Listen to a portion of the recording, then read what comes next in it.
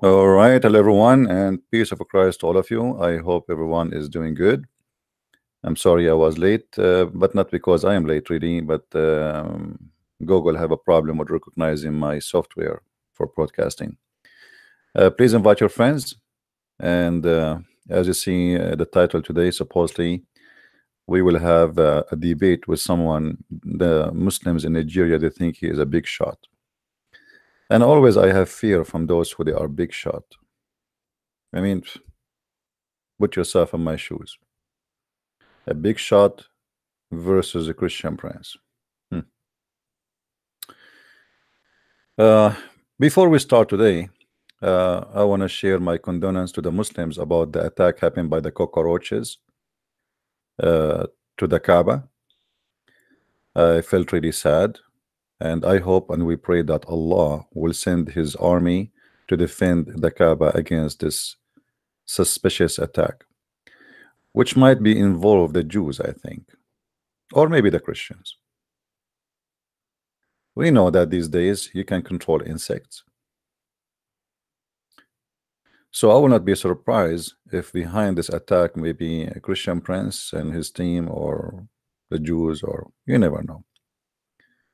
Anyway, it's a holy ground, and I think Allah will defend it. The same He defended the Kaaba when Al-Qurmuti he came and he destroyed the Kaaba and he took the black stone for more than 21 years, and the Muslims have to pay back the man ransom so he will release the black stone, and he gave them small 8 pieces, which means he did not even give them the stone they claim it is exists there. Anyway, I hope this news will not happen often, because that's not really right. I mean, if you go even to Las Vegas, they find a solution to fight cockroaches. And the money of Saudi Arabia, all the money in the world, could not stop these cockroaches from attacking. And they are saying it's a cockroaches and a crickets and locust. It looks like they are teaming up together, those enemy of Allah, and attacking the Kaaba. And this is absolutely a conspiracy against the true God. My Skype is open for the one who want to call me to set up this debate. So please don't text me. I receive a lot of text, a lot of calls for no reason, and most of them they are silly. I use my Skype for a reason, which is to make Muslims call me, not to receive hi, hello, how are you, add me. You do not need to add me. I do not need to add you unless you are a person who want to debate me. I close my email in Facebook because of this. I open my email, I find like 2,000 emails, and I mean, now you need to filter and to see which one of them is important and somebody who need your help.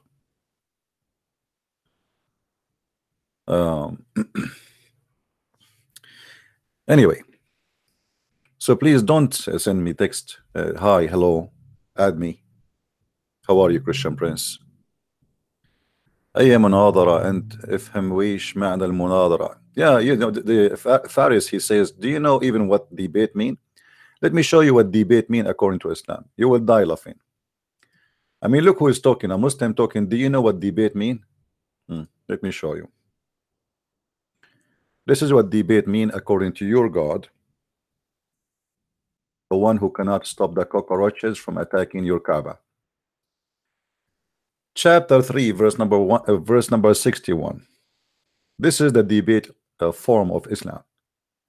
And this debate form proving to us that Muhammad is nothing but a false prophet, and you Muslims will never be able to debate anyone. According to Muhammad, according to his God, sorry, not Muhammad. Muhammad is just a servant of Allah, and he say what Allah said to him, as you know. So according to Allah, he said, if somebody came to you to debate you about what? This is the verse about Jesus, by the way. Do this.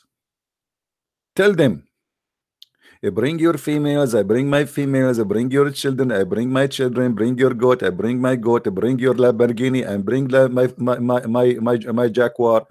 Bring your camel, I bring my camel, bring your goat, I bring my goat, bring your kids, I bring my kids, bring your neighbor, I bring my neighbor, and let us invoke Allah to curse the one is lying.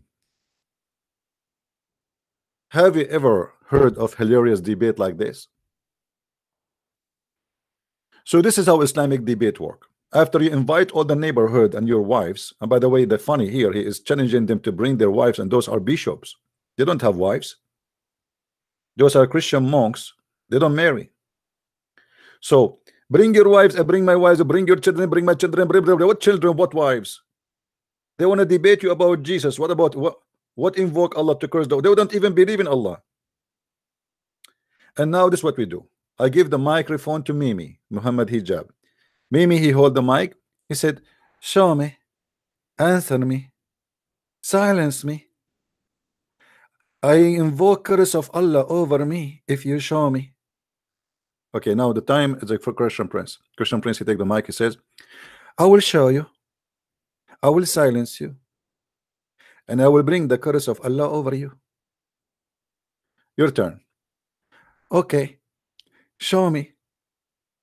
I invoke Allah to cut my toes if I'm lying. Your turn.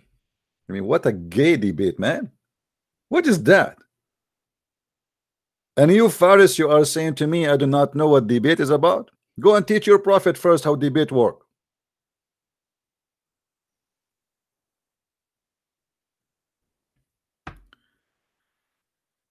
Now, let us hope that this Abdul today, the guy from Nigeria, he will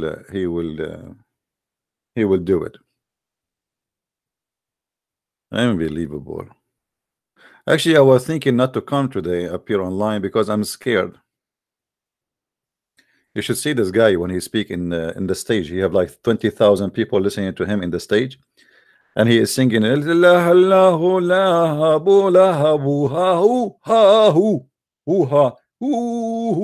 okay, and Allah knows best what he is saying. And those naive Nigerian who do not know one word in Arabic, and he himself who do not know what he's talking about, Allahu Akbar Takbir, Alhamdulillah. That's the only thing they know about Islam. Hold on. A Muslim is saying something to me in Arabic. I need to use the Google translation. أقول اقرأ كتابك أول شيء يا ولد يا الفارس. The funny, he called himself the boy Faris. I mean, if you call yourself a boy, what about you bring me your dad then? You could not find a better name from calling yourself al-walad Faris? The boy? MashaAllah. Now, by the way, supposedly we will receive the call at 3 o'clock, not 2:30. But I said to myself, let me open earlier. So guys, you can give me hugs and I can give you hugs, because we Christians, we present the word that we are people who give hugs. Give hugs. You know, this is what Christians, they try to say to you. Christianity is about giving hugs, which is not true. And by the way, there's a guy, he's upset from me because he said we don't worship the man, we worship Jesus, the God in the flesh of the man. We worship the divine God. And he's saying this is not true. This is not true. This is not true, my friends. So what don't we Christian believe that Christ is 100% man and 100% God? So we worship God in that man, the 100% God. We don't worship a man. God is not a man. God, he become a man. So there's many silly people that try to think, and instead of squeezing or scratching their head, they scratch their eye.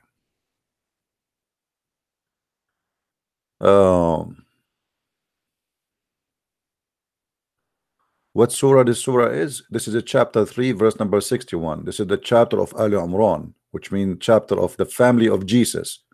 Muhammad, he think that Ali Imran are the family of Jesus. So Musa's is Ali Imran. Aaron is Ali Imran. Isaac is Alu Umran. Jacob is Alu Umran. Family, family. It's a family, familia. This is the Italian mafia, All of them, they are Alu Umran. I mean, Umran is the father of all those guys. Are you sure, Muhammad? I want to know where Muhammad he got his knowledge from. So according to Muhammad, Moses was a bambino from the family of Omran. Aaron was from the family of Omran. Mary was from the family of Omran. Jesus from the family of Omran. I mean, what's wrong with you, Muhammad? All of those, they have a father, his name is Omran. Are you sure? Are you sure?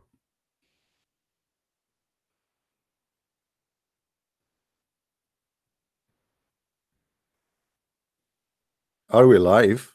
Sure we are live. Do you think we are dead?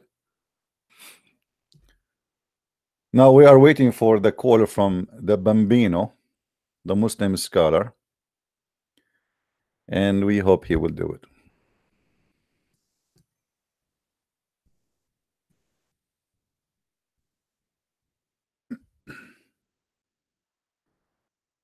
Invite your friends, please.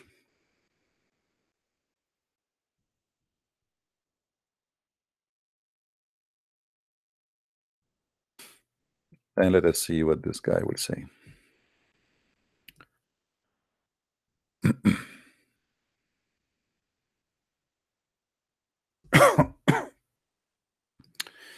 Always I try to speak to Muslims in a logic, but the Muslims, they have their own logic, which is not logical at all. You see, God cannot be a man, but God can be a leg. I mean, so you refuse God for being a man or coming as a man, but you accept God for he is in origin as a leg. You refuse God to have 5 fingers in his hand, but you accept your Allah have 5 fingers in his hand. I mean, I don't know. Sometimes I wonder what Muslims are thinking about. You see, when you ask Muslims or you talk about Islam, you think those Muslims, they are people who believe in let us say in different kind of divine, like he is a spiritual divine, but this is not the case. Muslims believe in a physical divine who is not a spirit. So what this drama is about?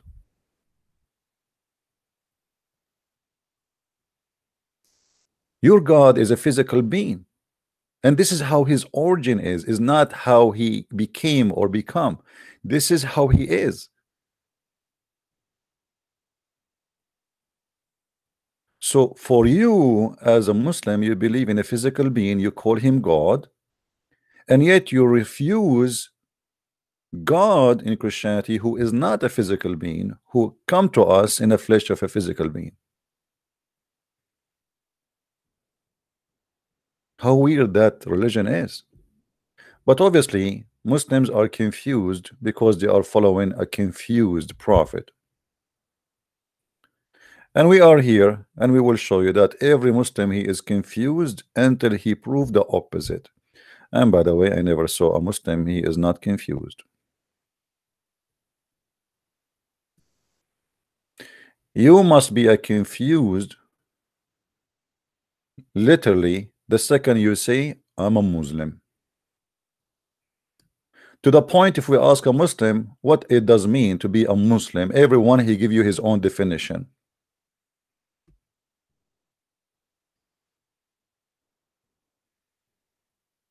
Are you aware? No, Christian Prince is not aware. I mean, look at James here. He's saying to me something I just learned from you, James. CP, are you aware of Dabba, the beast of the earth? No, I just learned that from you. Thank you, James, for telling me. James, where you been, man? I was waiting for somebody to tell me about this for a long time, my friend. We are waiting for the call so we can start the debate with our friend from Nigeria?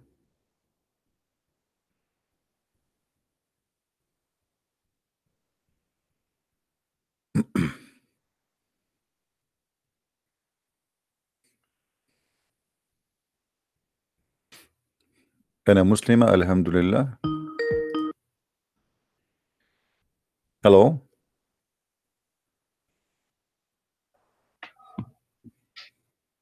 أنا مسلمة الحمد لله.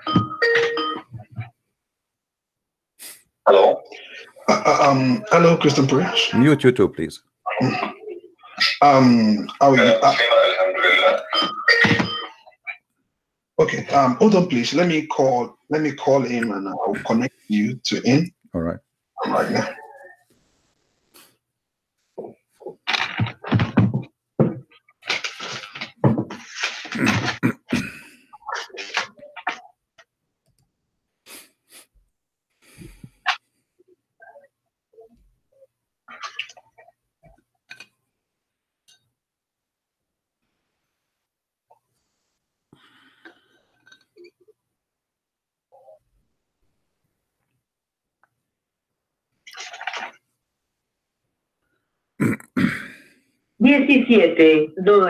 $17.60. Okay, guys, he's trying to contact this sheikh so we can have a nice conversation with him.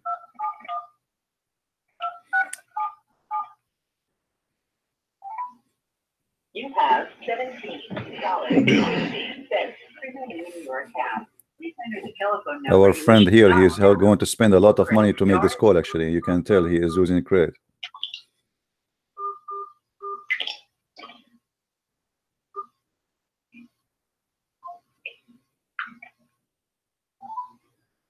You have $17.60 remaining in your account. Please enter the telephone number you wish to dial now or press.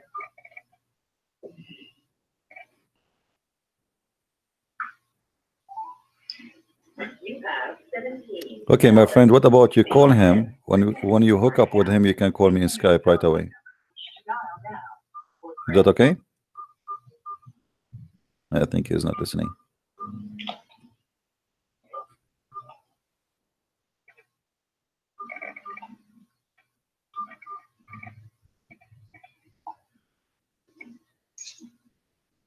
You have 3 hours, 45 minutes remaining for this call. Thank you for using Boss Revolution.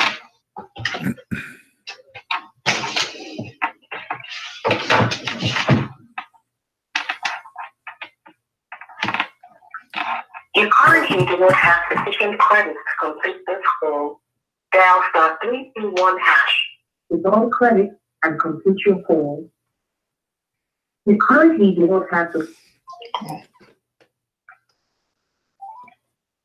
You have $17.60 remaining. Hey, my friend, are you there?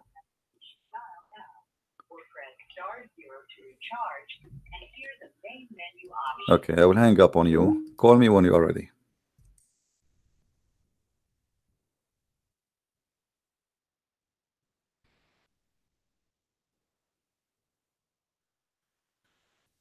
We don't want to spend the day saying hearing that you have $17 left in your credit. This is exactly how the Muslims, they pray to Allah. Each time you pray to Allah, Allah, He adds some to your credit, my friend. And then you might lose your credit if you have a dog in your house. I mean, this is really disgusting. Why you want to destroy your credit, which Allah He put in your account after praying for a long time, and now you want to buy a puppy and put him in your house, and will make you lose the credit? Come on, don't do that.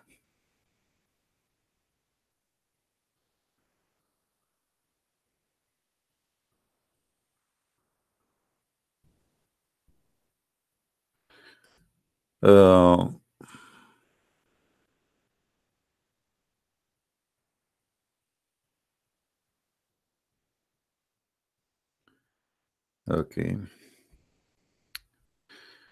Let us see.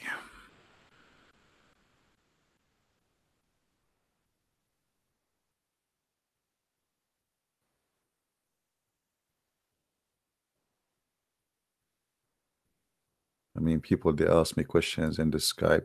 One day I'm going to rip Skype off pieces. People, if you see, guys, the text I receive, I mean, it's the most silly, stupid text ever you can imagine. I am not sure what people eat before they text me.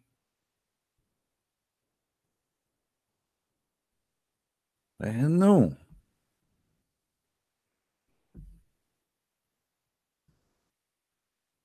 I don't know.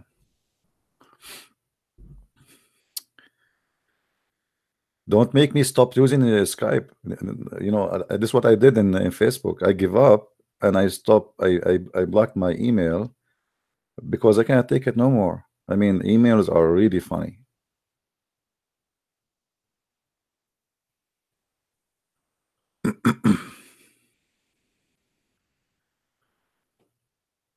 We are just waiting for the Abdul to contact with him, and may Allah he protect him and give him all the wisdom, because he need a lot of wisdom.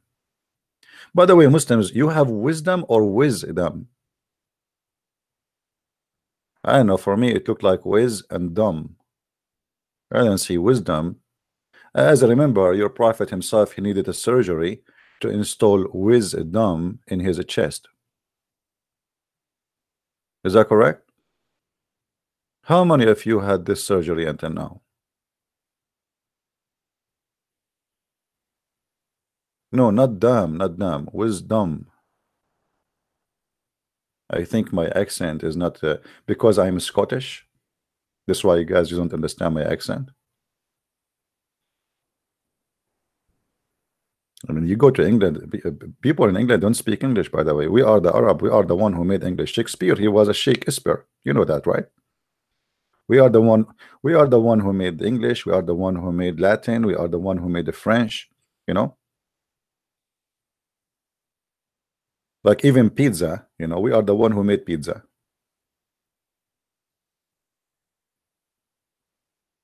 I'm not going to give you the recipe now. Just between us, secret. You know, just YouTube, Facebook, etc. But don't share it with everybody. Absolutely, we are the Arab. We discover everything.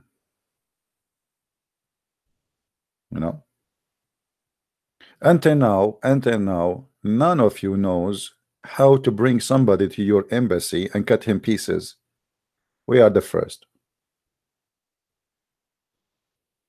You know, I mean, I feel sorry for you. You go to get a visa or a paper inside our embassy, we cut you pieces. And then we send you like, you know, we make you cans and we put you in tuna. That's a discovery. This is, I mean, this is not, this is amazing, beautiful.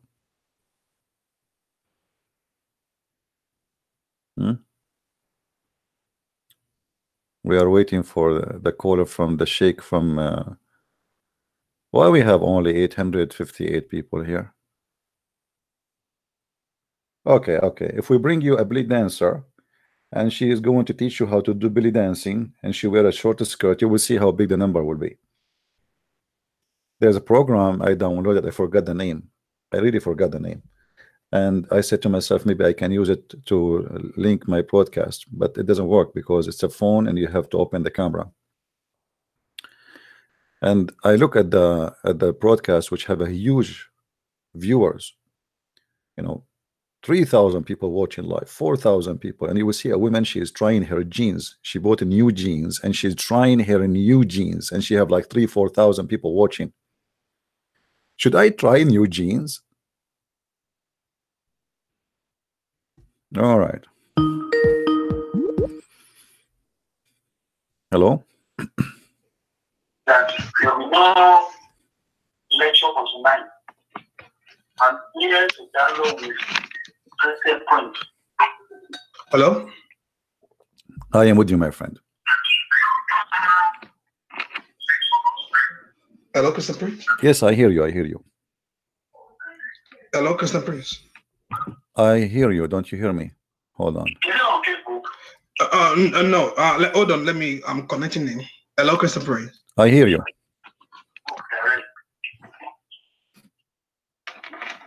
I'm here. Hello.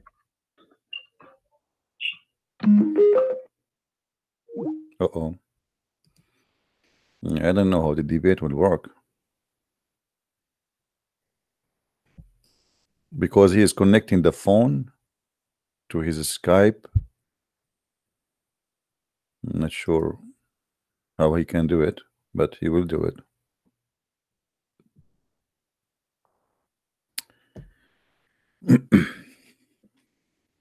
Now you know those men who do business in Africa, in Philippines, and they claim to be scholars. You will notice immediately that they know nothing about their cult.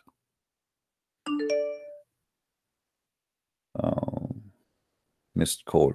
Okay, let me call him back.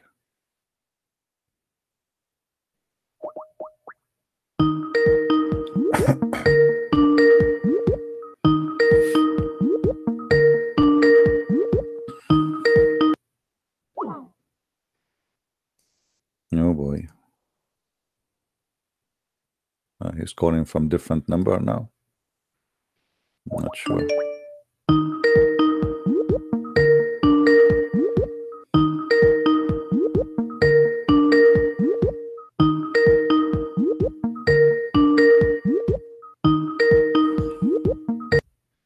Okay. Hello? Yes, my friend. Do you hear me now? Yeah, I can hear you.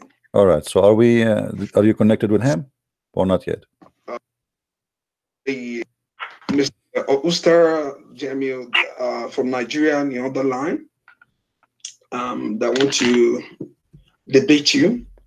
And this Christopher, can you hear me, Mr. Ustaz? Can you hear me, sir? Mr. Jamiu, can you hear me? Yeah, I can hear you. Okay. The Christian Prince, I said that I will bring you in to debate with him on Quran. So now you can both talk because you told me to bring my senior pastor. So I have it here today. So you can debate. Now, Christian Prince, this is the Mr. Usa from Nigeria, and that's Christian Prince right there. All right, Mr. Usa. Do you hear me, Mr. Usa? Hello. Do you hear me, Mr. Usa? Hello, Christian Prince. Hello. Yes, he can hear you. How are you doing, hear Mr. Usa? Assalamu alaikum. So, Mr. Usa, I've been told that you are a person who is a scholar in Islam, but I want to ask you as a start, when you say to me, Assalamu alaikum, that means peace be upon you. Is that correct? Yeah. So why the angel Jibreel, when he came to Muhammad, did not say to him, peace be upon you? Wait. I said Aleka Islam. I did not understand. What? That was you. Why the angel Jibreel, when he came to Muhammad, did not say to him, peace to you? Assalamu alaikum.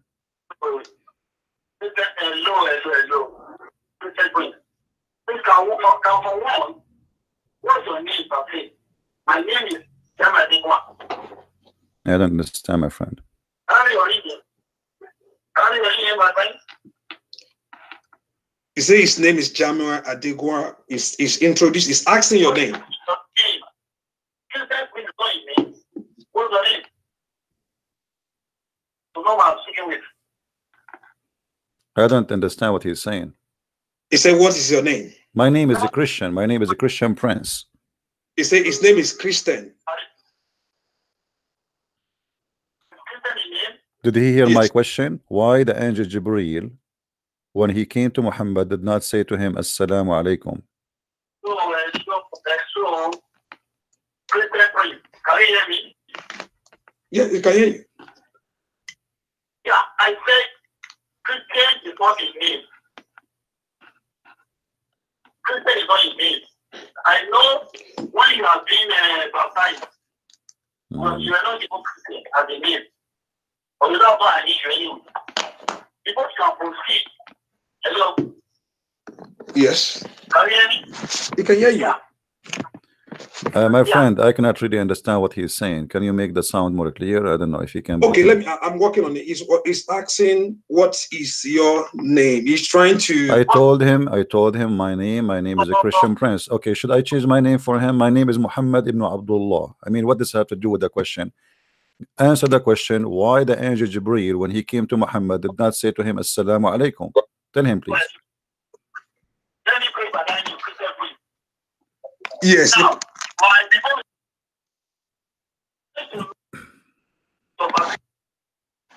because for one, you should have doubled the eye. You must have understood very well your Bible. Am I correct? Ask him, my friend. Ask him. Do he have a Skype? Do your friend have a Skype so we can call him in Skype? Okay. Okay. He said, "Do you have a Skype?" No, I don't. Okay. He said no. Oh, He can download. He can download the Skype. It take 2 minutes because the sound is not clear, so we can understand each other.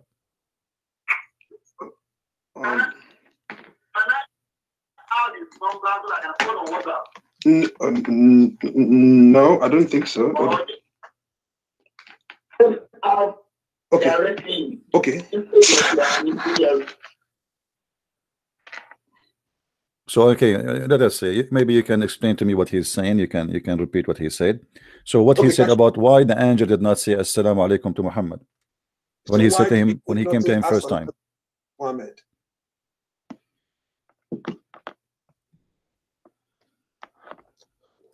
Let's get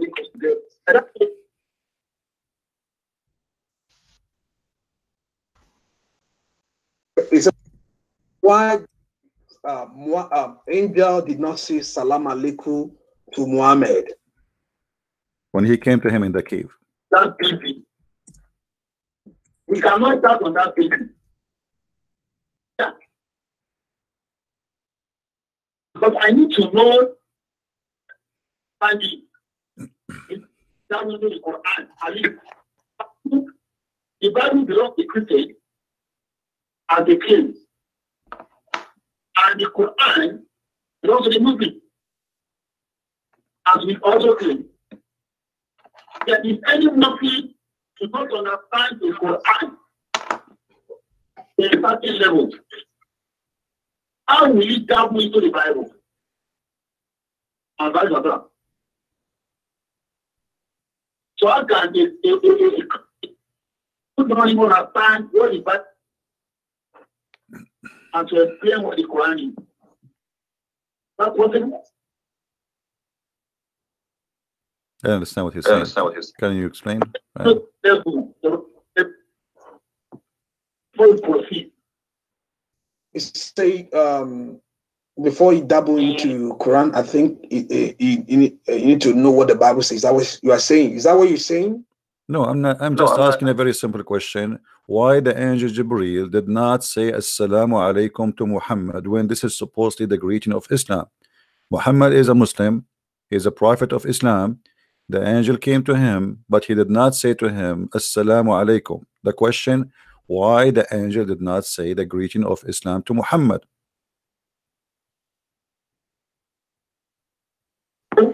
Yeah, I mean, so in the Quran, that when in the Gabriel came to Muhammad, that is Assalamu.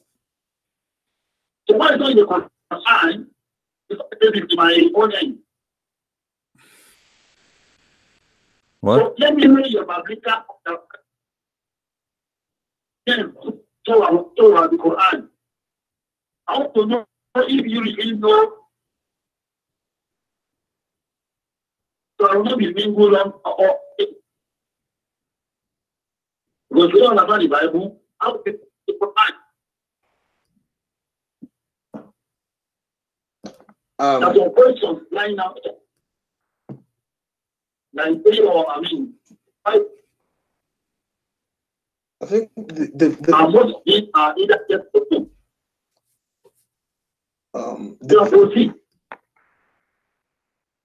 the volume is not really clear. Do you hear him? I don't understand a word from what he's saying. I'm sorry. I have no idea what he's saying. Can you translate? Hello.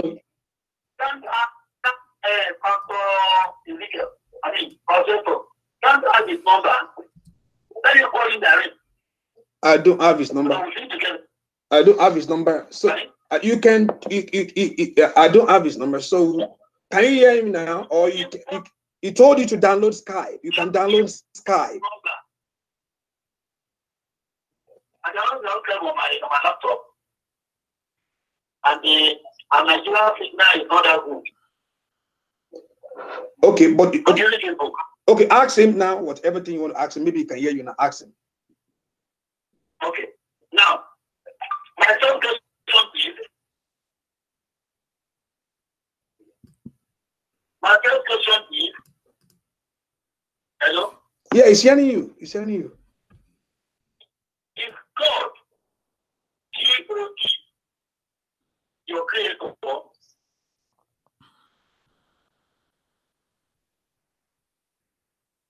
Christopher, Prince, do you hear that? You say, is it God, G-O-D, your creator? Why he's not answering about what I said? I mean, why he is switching? We just ask him a very simple question. Why the angel did not say Assalamu alaikum to Muhammad when he met him? If this is an angel of God, why he did not say to him Assalamu alaikum? Do he understand my question? What is, do you believe in God is he created? For sure, I am a Christian, I am not an atheist. So what does have to do with the question? So let us make it simple, my friend. You are trying to avoid my question. Why the angel, when he came to Muhammad, did not say to him Assalamu alaikum? Very simple question. Please go ahead and answer. And that's your time. I said, show me in the Quran. Not that if when the agent came to Muhammad and the Lord said Assalamu alaikum, show me in the Quran. Okay, you show me in the Quran he said Assalamu alaikum. Show me in the Quran that he said Assalamu alaikum, because if it doesn't show in the Quran, you just answer yourself. If the Quran does not say that the angel said to him Assalamu alaikum, it's mean he did not say Assalamu alaikum. You just prove yourself wrong. Show me in the Quran. Show me in the Quran where the angel he said to Muhammad Assalamu alaikum. Right. Show me the Quran. It's not there. It's you who should show me. I'm asking you why the angel did not say Assalamu alaikum. Show me, if you believe in the Quran, show me in the Quran where the angel said to Muhammad Assalamu alaikum when he came to him in the cave. Oh, I don't know. Don't just waste time. People are here. Give me the word. I just know. What? Translate, please. He said he don't know that where the angel said to Muhammad Salam Alaikum, that he said he don't know. He don't know. So he do not know why he did not say Assalamu alaikum, correct? Yes, he said that. Okay. Well, if an angel is from God, then he should speak with God greeting, because this is God greeting. So if Jibreel did not say Assalamu alaikum, when the angel came to Mary, he said to her Assalamu alayki ya Maryam. He said to her, Salam to you, Mary, Shalom to you, Mary. And this is because he is the angel of God. When Muhammad he have an angel, he did not say Assalamu alaikum because he is not the angel who bring peace from God. For simply he is not an angel of God, he is Satan himself. So, can you show me in the Quran that angel is not going to Muhammad? Well, you're funny. You are saying to me, can you show me in the Quran that the angel did not say Assalamu alaikum? You show me that he said. Show me where in the Quran it says he said Assalamu alaikum. You show me. Go ahead. You show me where in the Quran it says Assalamu alaikum. He did not. Same time, you know, as long we are talking about Muhammad, he said Assalamu alaikum or not. Isn't it Muhammad he confessed that Shaitan he give him command? He said that Shaitan he gave me command. And here is, we hear that Muhammad saying it clearly that he is a person who take command not from God but from Shaitan. I'm lying. I'm lying. Okay, I will give you the hadith number and you will read it for us. Let's see if this is true or not. This is the hadith in front of us. Please don't say to me you are lying. We speak in respect here. I did not call you names. This is Sahih Muslim. This is Sahih Muslim, hadith number 2814a. Sahih Muslim, hadith number 2814a.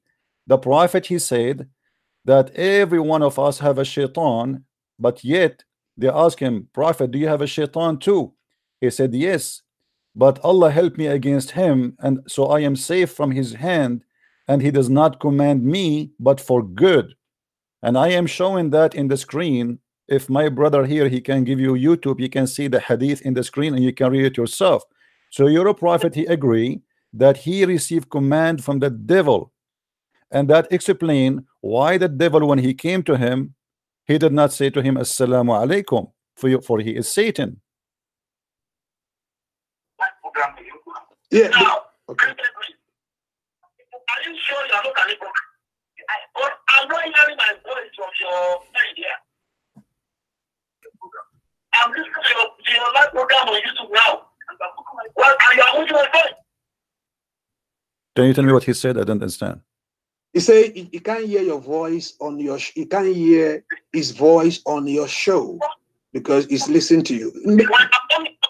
Well, he can call me in Skype so we can hear each other better. Why he is stubborn? I mean, download the Skype. Will take you 2 seconds, and call me in Skype, and that will save you from being in the middle. You can join us in the group to explain in case you need to, but let him call me in Skype. However, the hadith, you tell him what I said, my friend. Tell him in Sahih Muslim, hadith number 2814a. Sahih Muslim, hadith number 2814a. Muhammad, he said that Shaitan, he command him to do good. So what kind of a prophet he is following that Shaitan command him to do good? How good can come as command from Shaitan? Tell him, please. He said Satan command. Mr. Jamiu, please.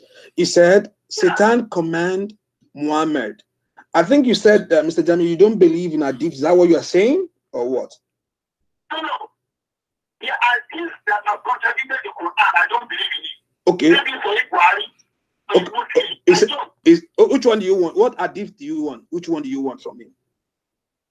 Any hadith, either from Buhari or from Muslim. Well, this is from Muslim. This is from Muslim. This is Sahih Muslim 2814. You agree with Muslim? This is Muslim. Here we go. This is Muslim, Sahih Muslim, hadith number 2814a. Christopher, he said the one that contradicts the Quran, that you don't want that. My friend, so where it says this one is contradict the Quran, show me the verse in the Quran it says contradict the Quran. What he is talking about? Where it says this is contradict the Quran?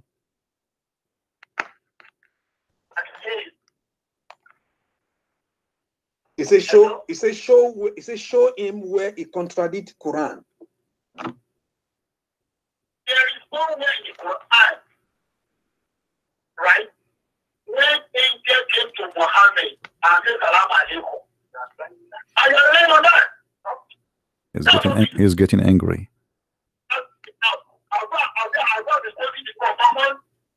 Or the book of the what do we call? I will make a sandwich and come back. Hold on.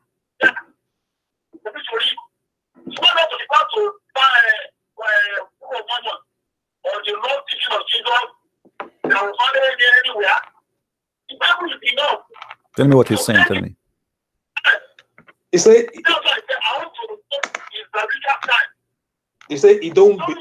it's not in the Quran.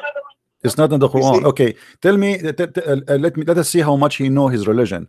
Which verses in the Quran is speaking about Muhammad receiving the angel Jibreel in the cave? Which verses in the Quran speak about Muhammad and Jibreel coming to him in the cave? Which verses? As long as he claimed to be a scholar. Mr. Jamiu, can you listen? Let me. Mr. Jamiu, he said, what verse in Quran that said?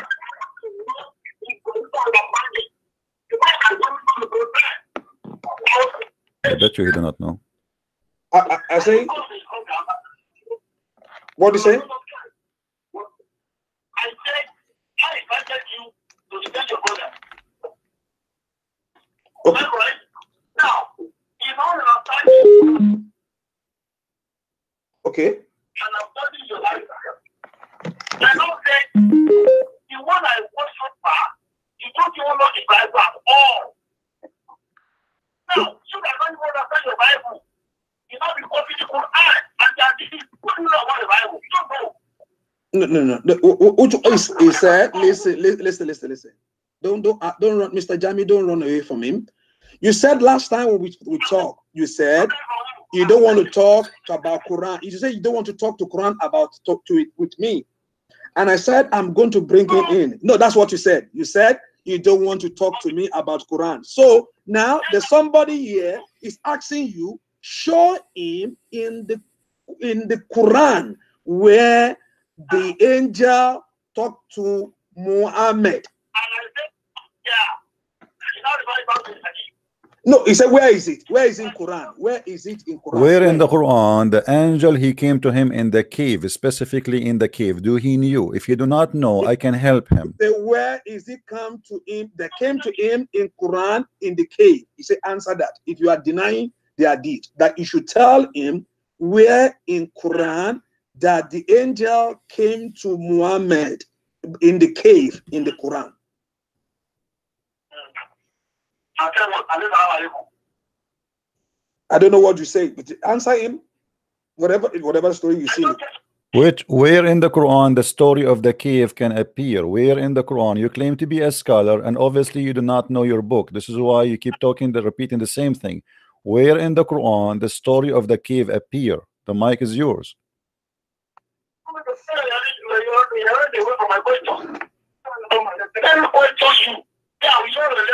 I'll know how to speak with you. I'll not be saying what you say. I'll not be entirely. We'll know I know.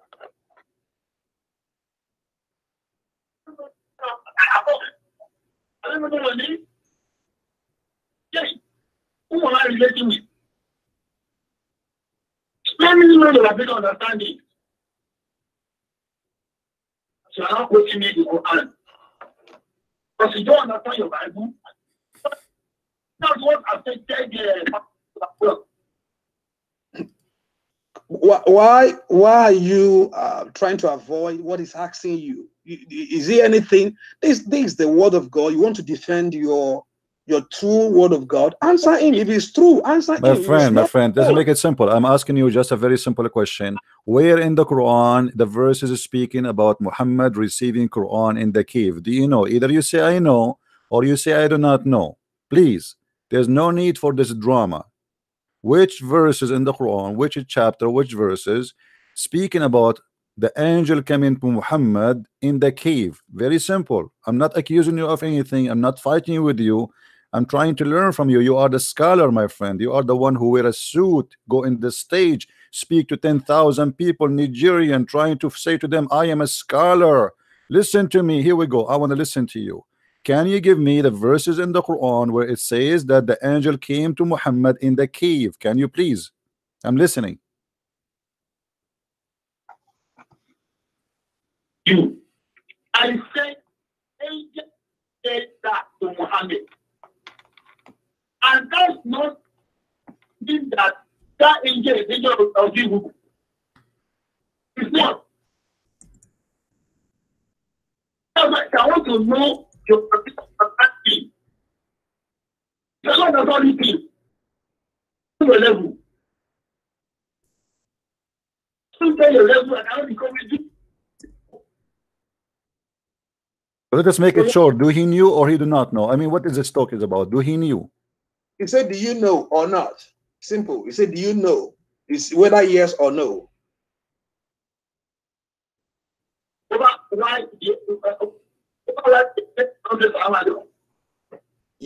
No, he said, let me repeat it again. He said, tell him where in the story in the Quran where the angel about the cave. He said, do you know where in the Quran about the cave?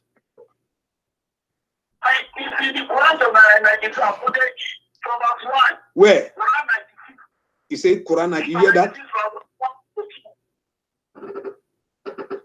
Christian, he said Quran 96. He says Quran chapter 96, right? He said Quran chapter 96. Yeah, he said Quran chapter 96. Okay, Quran chapter 96. Tell us what it says there. I did not see what he's talking about. Quran chapter 96. Where in 96? He said where in 96? Where it says that in 96? That is the most funny answer ever I heard all my life. Where the story that he came to him in the cave. I'm not asking. Okay, even there, the one you quote for me, he did not say to him assalamu alaikum. You are a person who said you don't accept anything contradict the Quran, and I ask you, show me where Muhammad the angel said to him assalamu alaikum. He did not say to him assalamu alaikum. Read in the name of your Lord. اقرأ باسم ربك الذي خلق خلق الإنسان من علق اقرأ وربك الأكرم الذي علم بالقلم علم بالإنسان ما لم يعلم كلا إن الإنسان ليطغى. Where he said to him assalamu alaikum. So you got yourself busted. Nowhere there. This is exactly what the angel he said to him according to you, right? And this is your answer. You only want to choose the answer. So where here he said to him assalamu alaikum. I said it's not in the Quran. What do you want me to say? It's not in the Quran. So okay, you are the one who said to me you don't take anything contradict the Quran. As long it's not in the Quran, that's mean if somebody said that the angel said assalamu alaikum, you should not accept the Quran then, or you should not accept the hadith. So this is mean you confirm to me that Muhammad never heard assalamu alaikum from the angel, because you are the one who said you don't take anything contradict the Quran. Well, this is the Quran. The Quran did not mention that Muhammad he heard the angel saying to him assalamu alaikum. So now you explain to me, as long you believe that the Quran is telling the truth, why the angel did not say to Muhammad assalamu alaikum? Answer the question. Answer it. Why is not assalamu alaikum? What? That is the answer. Is it why did not say salam alaikum? Is that what you're saying? Why the angel did not say assalamu alaikum? If he's an angel of God, he should bring the peace of God to his prophet. He should not come to him without saying assalamu alaikum, because this is supposedly the Islamic greeting. Even Muslims, they have obligation to say assalamu alaikum to each other when they enter upon each other. So how about angel of God is speaking to the most important man Allah he created? His name is Muhammad, supposedly according to Muslims. Why the angel did not say to him assalamu alaikum? You say Are you done? okay. Yes, it's done. Yeah. I said the Quran, one, is not a story book like the Bible. Bible is a story book. Every detail of the day were written. Not even accurate. It's not accurate. Now, the Quran cannot tell you everything in detail. Now, the authentic hadith will tell you the authentic story. That will explain to you in detail. Because of how they can find hadith. And you can say, why the angel did not say salam alaikum? The question is, I cannot answer that question. Because I'm not the sender for that angel. It's God. And there's nowhere in the Quran where God gives the reason why he knows that salam alaikum. I want salam alaikum is not the issue. Tell me what he said. I don't understand him. That's the question. It is the right of the angel. Without salam alaikum, you must not say salam alaikum to marry. And that's what the basis of education. We say, can I explain to him, because he can't hear you better? Can I explain to him? He said the reason is that I don't know whether he's still talking. So he says the reason that they did not say salam alaikum, that the Bible, the Quran is not a detail like the Bible that we have all this story in detail. That's why I did not say salam alaikum to you.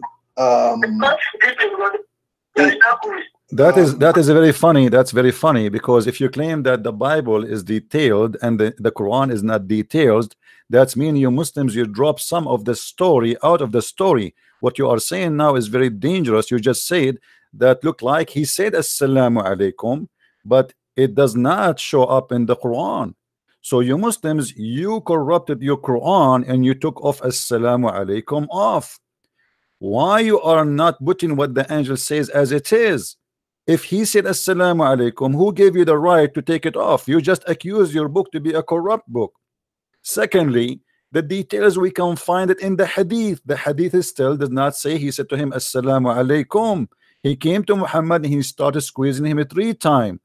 Now, as long you are in this ability to answer and you have no idea except saying the Bible is book of details, the Quran is a book of like it's a magazine. There's no details there. Thank you very much for saying that.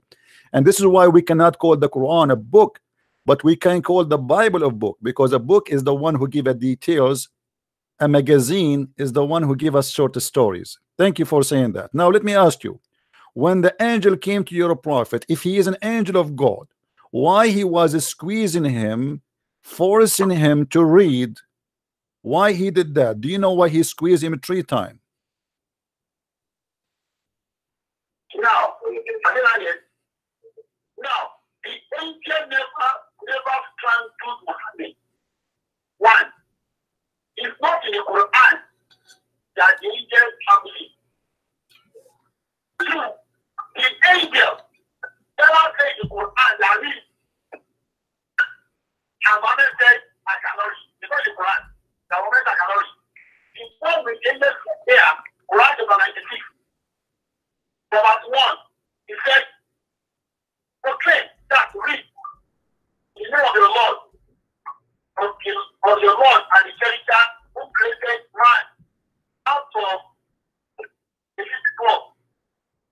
Proclaim, read, and that your Lord is most bounty, who fought the pain and taught man which he knew not. So, Quran has never said to Muhammad, I mean, angel just a read. And he was quoting what God said. He has never told somebody, and Muhammad never said, I cannot read. So, this is the Quran for you. He said, it was God that taught man what he knew not. The Quran is the word of God. You can also Muhammad say, yeah, it's not like the Bible. It's not like the Bible.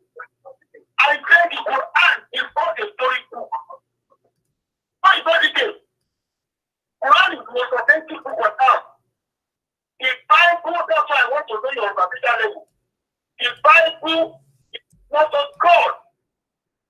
It's a book of evil. We call it Nigeria. Not this book. Translate, please, or tell me what he said. What he said? He said Quran. He said the Bible is not the word of God. And I mean that he's saying that the Quran is better than the Bible. That's what he's saying. Okay. Well, tell him to take a break from talking, because he keep talking saying nothing. He said you should talk slowly. You should talk slowly. Okay. The Quran says in chapter 2, verse number 41, مُصَدِّقًا لِمَا مَعَكُمْ. The Quran says we agree and confirm what you have with you. So how he say that the Quran is better than the Bible? Same time, the Quran says that we agree in what you have with your hands. That's mean you Muslims, you are accusing your God Allah to be a liar. All the verses in front of us in the screen saying it clearly that the Quran confirm what they have with them. So, and when you say to me that the Quran is better than the Bible is not the book of God, and then the Quran says that Allah is the one who said the Bible, and then the Quran says we agree and we confirm what you have with you as a Bible, that mean that you are against Muhammad and against his religion, because I confirming what is with you. So you are saying clearly that you don't believe in the Quran, and you are the one who said to me you don't agree with anything contradict the Quran. Now I want you to show me where in the Quran it says that the Bible is not correct.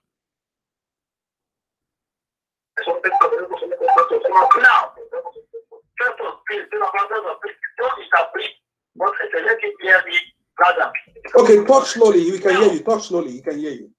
Okay. Now, he said the Quran confirms the authenticity of the Bible. And we can Quran has never mention Bible. You see, there's one problem with the Christians. And some Muslims that don't understand the Quran, the Bible, and more. In terms that you have a Christian priest, requiring the Bible to be in or Torah. Bible is not in jail. If God said to Muhammad that go and ask the book of the book, it's not right to the Christian at all. The Christians are pagans, but one pagan. When I was alive, it was now.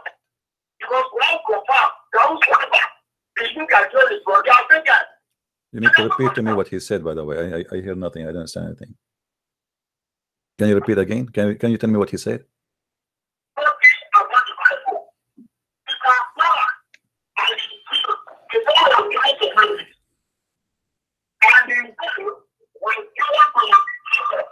Mr. Jamiu, please, your voice, you are listening to the YouTube.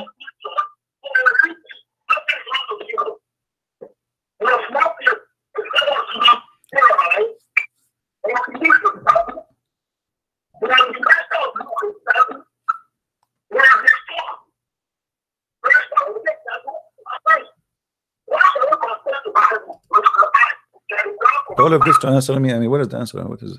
My friend, and there's no way we can continue this way. You have, if you want to continue, he can speak for 2 minutes. You tell me what he said, and then he can continue.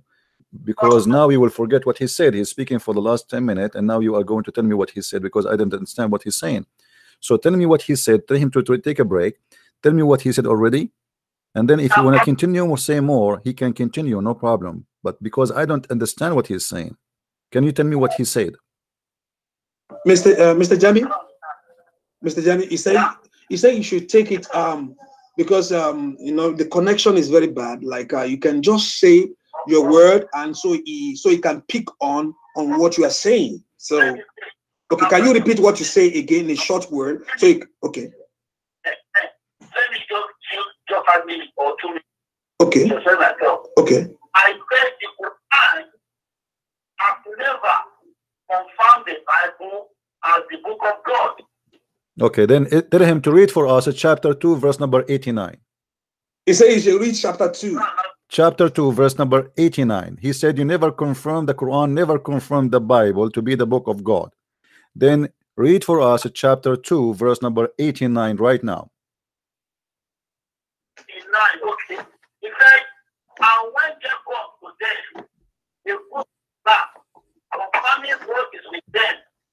Although from the old they had prayed for victory against those. Is he reading the verse? Yes, he's reading. Okay. Does it say that Allah is confirming what is in their position? Does it say that? That's not the Bible. It refers to the Injil and the Torah. What he said? He said it's not the Bible. He said it's Injil. Injil. Thank you very much. This is our book. A book is called the Injil. The book of the Christian is called Injil. This guy is ignorant. We don't have something that's called the Bible. The Bible is a book of books. The Injil is the Gospels of Jesus. This guy, he do not know what he's talking about. So the Injil is the Gospel of Jesus. The Torah is the book of Moses. Thank you very much. So he just said that the Quran confirmed the Gospels of Jesus to be accurate, which was in the position of the Christians. So how you say to me the Quran never confirmed the Bible when this is the Bible? The Bible is book of books. If we say only the New Testament, we say the Gospel. If we mix and we say the Bible, all the books, we say the Bible, because this is book of books. Obviously you do not know what are you talking about. Now, as long your Quran confirm the Injil, do you have the Injil of Jesus? Thank you. Do you have it? Do you have the Injil of Jesus? I don't have it. I don't have it at all. Nobody has Injil. Nobody have Injil. So how Allah confirm? He says, I confirm what is in your possession. If it is not in their position, you just said to me, nobody have the Injil, but the Quran verse saying, confirm what is in their position. So who is of you lying now, you or Allah? He was referring to Muhammad that lived in the land of Medina. Medina are the land of the Jews. The Jews are not all there. I don't understand. Can you tell me what he said? Can you repeat what he said, but please? You repeat, not him, because his voice is not good. Sometimes I understand, sometimes I don't. Can you tell me what he said? So, the Jews and the Christian and the Nazarene lived in Medina while he was alive. They never lived with the Christians. Christians came from the land of Rome, and you don't know, go and check history. Before the advent of Muhammad, Christians were not over the world. They were in 7. Can you tell me what he's saying? Because you will forget what he said. You know, tell me what if you want to translate what he's talking. You can tell me. Because they shortly said the Christians are not living in that area at that time. They only have the Jews and the Nasara. So, but the Christians. So he's saying that this is the book of the Nasara, not the book of the Christian, correct? Yeah. Okay, thank you very much. That's mean your God, he do not know any Christian except the Nasara. So the Nasara is the only Christian, but the Nasara are the one who believe in Jesus as God, and they believe that he is a son of God, because this is what the Quran said. So when you say to me that the Quran speak about the Nasara, thank you very much for saying that, and the Quran confirm what the Nasara have with them at that time. That means the Quran confirm what is written in the book of the Nasara, and what the Nasara says in the Quran. According to the Quran, the Nasara they say that the Messiah is Allah. So you just prove to us again that your Quran is a mad book made by a madman. لَقَدْ كَفَرَ الَّذِينَ قَالُوا إِنَّ الْمَسِيحَ هُوَ اللَّهُ. They are kuffar, those who say Al-Masih is Allah. Who is he's talking about? He's talking about An-Nasara. So you just said to me that the Nasara is the book he is confirming. In the same time, the Nasara is the same people who believe that Jesus is the Son of God and he is God himself. Answer please, how that can be your God confirming that the Nasara have the right teaching in his time? In the same book it says the Nasara believe that Jesus is God. Go ahead. Thank you. Now, let me explain the difference between Nasara and Christian people for the first time. I don't know. Now, the Nasara, the Nazarene, if you take your Bible very well, you know the verse of Nazarene in Mark 2:18. He was called Nazarene because he came from the land of Nazareth, not the city where he was born, under Judah, the city. Now, the reason why people do make that mistake, even some Islamic scholars do make that mistake, and you, even the Quran I'm having here, interpreting the same thing as the belief. And it is wrong. Because in the Quran, in Nasara, and the Christian have some faith in common. One, Nasara believe in Godship of Jesus. Nasara believe in sonship of Jesus and in Trinity. That's what they are in common. Nasara never believe. Tell me what he's saying, please, because he's talking too much. I don't understand. Say, can you tell me what he said until now? He can take a break and tell me what he said.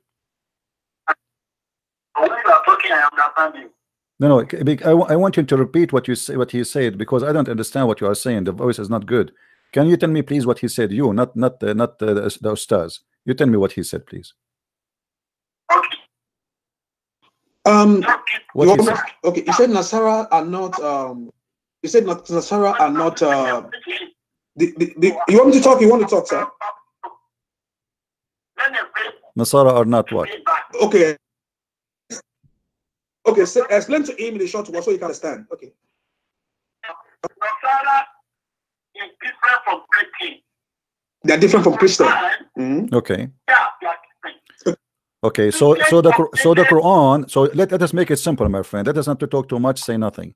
Are you saying that the Nasara are good believers and they will go to heaven? They are the good ones, and their book is correct.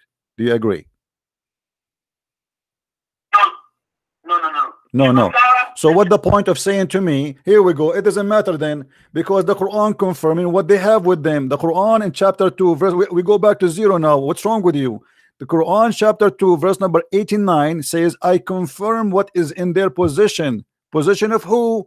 You said the Nasara. Thank you very much. And now you are saying the Nasara are not a true Christian. Thank you very much. So now how the Quran confirm what is with them if they are not a true Christians?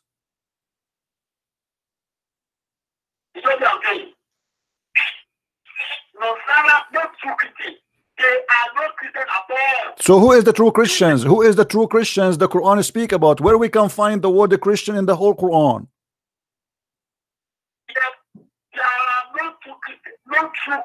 Where is the true Christian in the Quran? Who are they, the true Christian in the Quran? Can you show me what the Quran called the true Christian? What is the name the Quran called for the true Christian? Please, can you show me?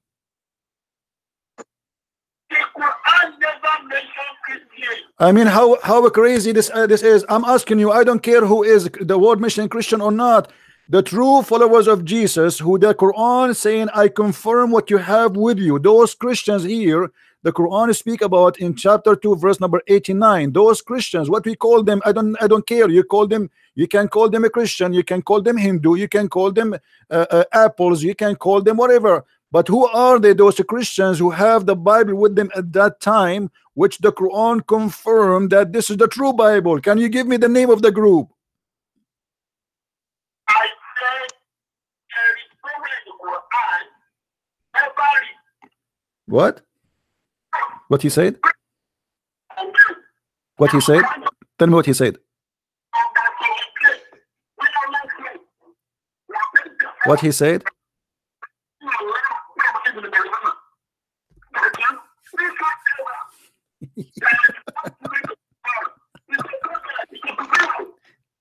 Tell me what he said. I don't understand. Tell me what he said. Hold on, let me get what he said.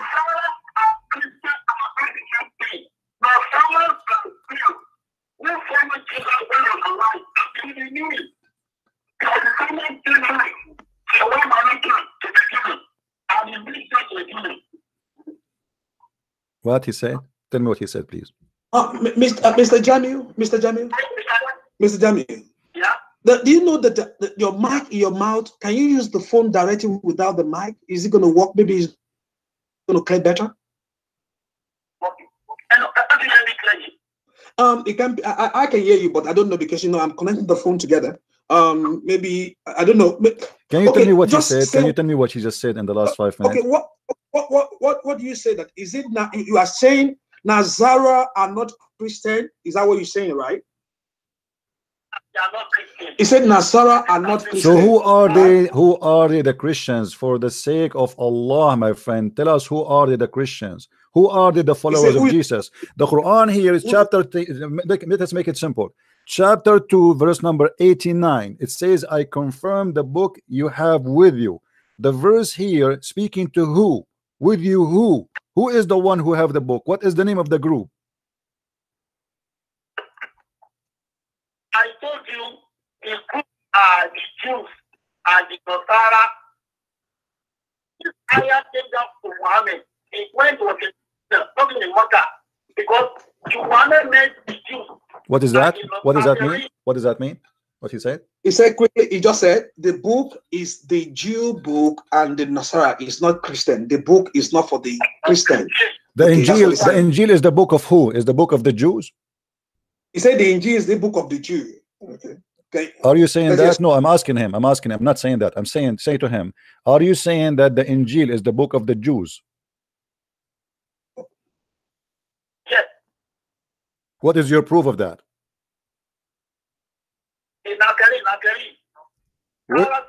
What is the verse saying that this is the book of the Jews? Thank you. Where? Just let me show you that you are ignorant and you do not know your book.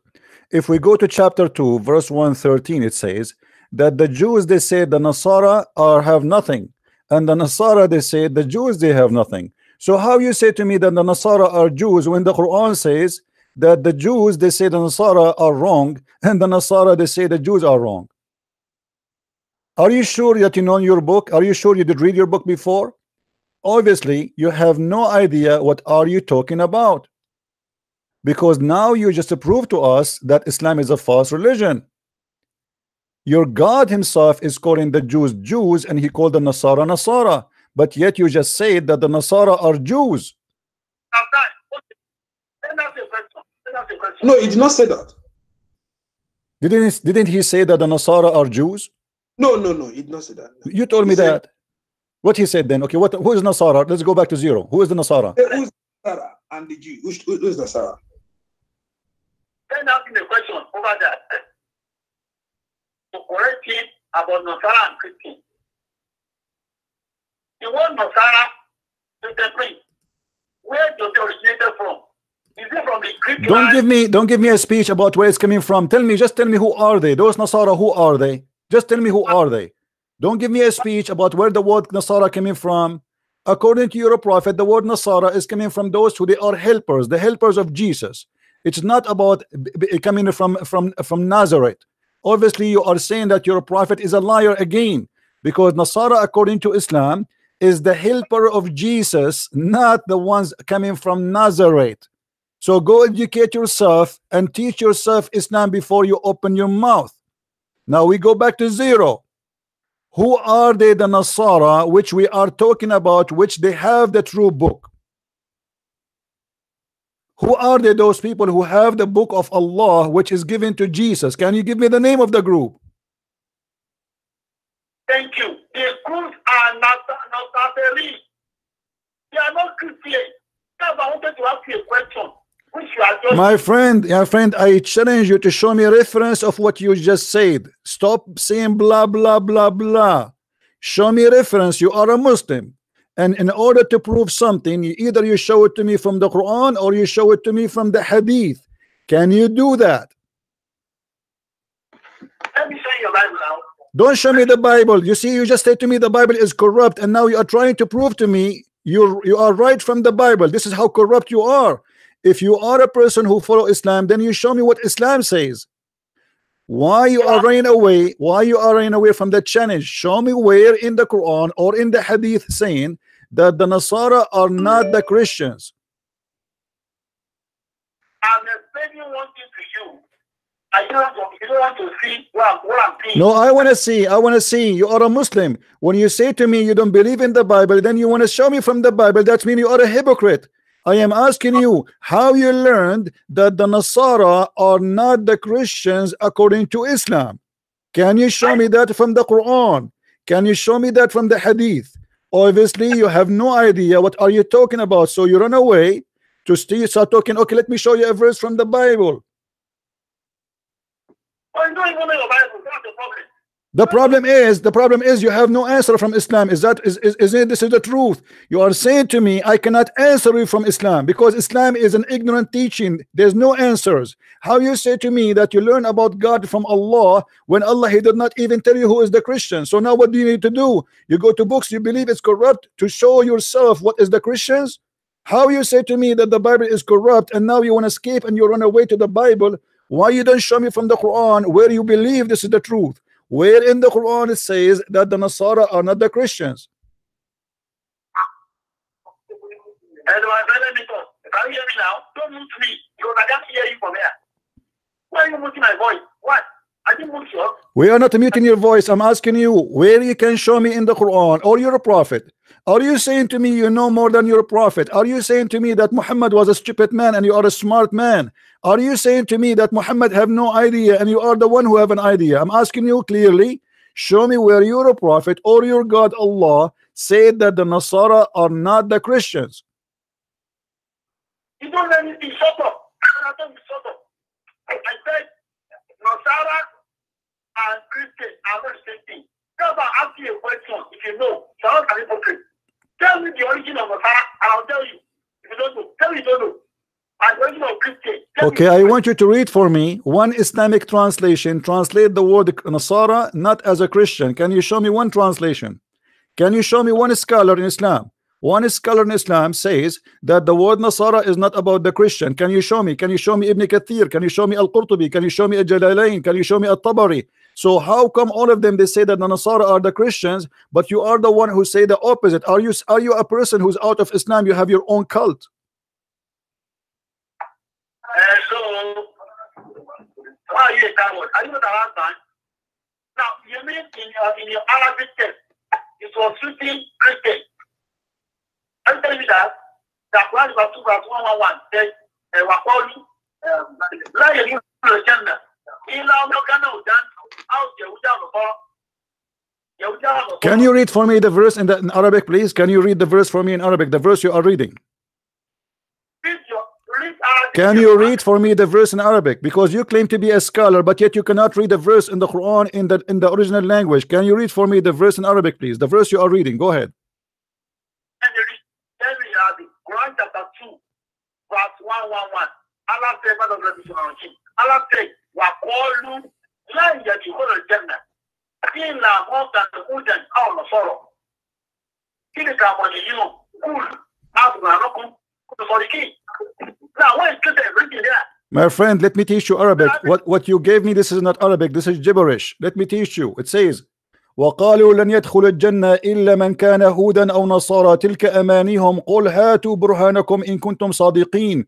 And now you prove to me again that you are a false teacher, because the verse you quote for me says that there's only two people, they are called the people of the book, either the Nasara or the Jews. So now I'm asking you again, the Nasara, if those are the one who believe that Jesus was crucified, the Nasara is the one who believed that Jesus is the Son of God.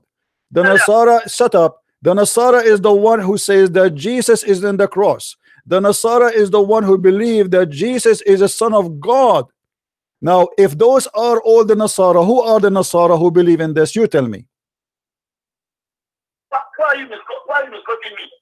I am asking you, do the Nasara believe that Jesus is God? Yes or no? I said there is nowhere in the Quran where Nasara will refer to as Christian. It was a translation error. Don't play games. Do you have in the Quran any name for other group except the Jews and the Nasara? Do you have any other names? We have two people, they are considered people of the book. One is called Yahud and one is called Nasara. So I'm asking you now again, for the 1,000th time, the Nasara in the Quran, those who believe that Jesus is God, and your Quran says, I confirm what was sent to you.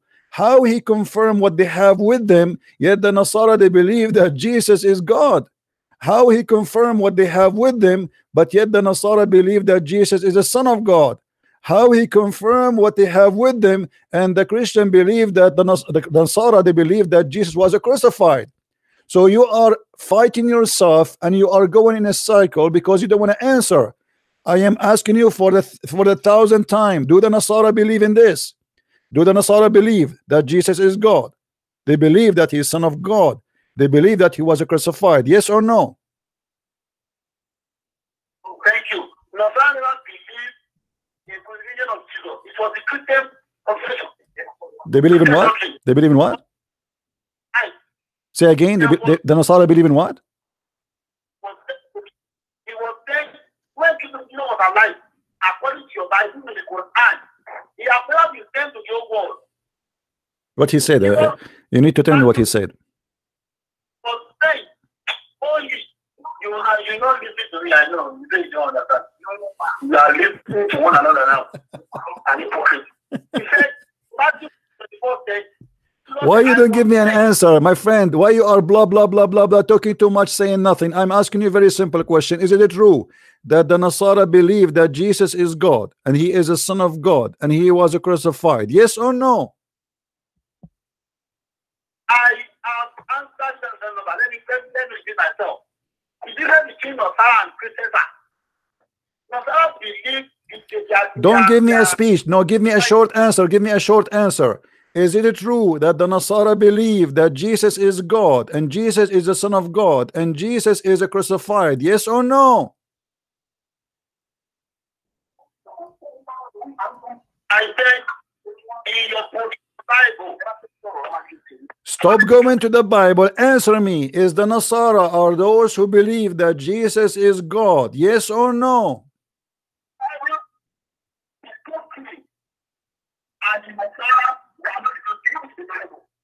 Huh? Let me ask you, where is the word Nasara coming from? As long you are saying to me that the word Nasara is not about the true Christians, where is the word Nasara coming from? Do you know, as a scholar, you claim to be a scholar? I don't understand. Where is the word Nasara coming from, my friend? Where is the word Nasara coming from?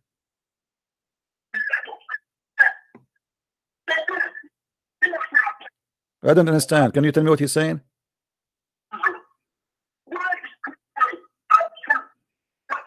Are you there, my friend? Can you tell me what he's saying? Mr. Jamiu, can you, because we are hearing the voice on the, you are playing that thing back. Can you lower the other volume so it can be clear from your side? Because we are playing, I can see you can listen to him on YouTube also. So maybe you can lower that YouTube so you can hear him. So just tell him what you are saying now. Tell him. I said, Yes. From the land of Israel. Came from the land of Israel. Coming from the land of Israel. Okay.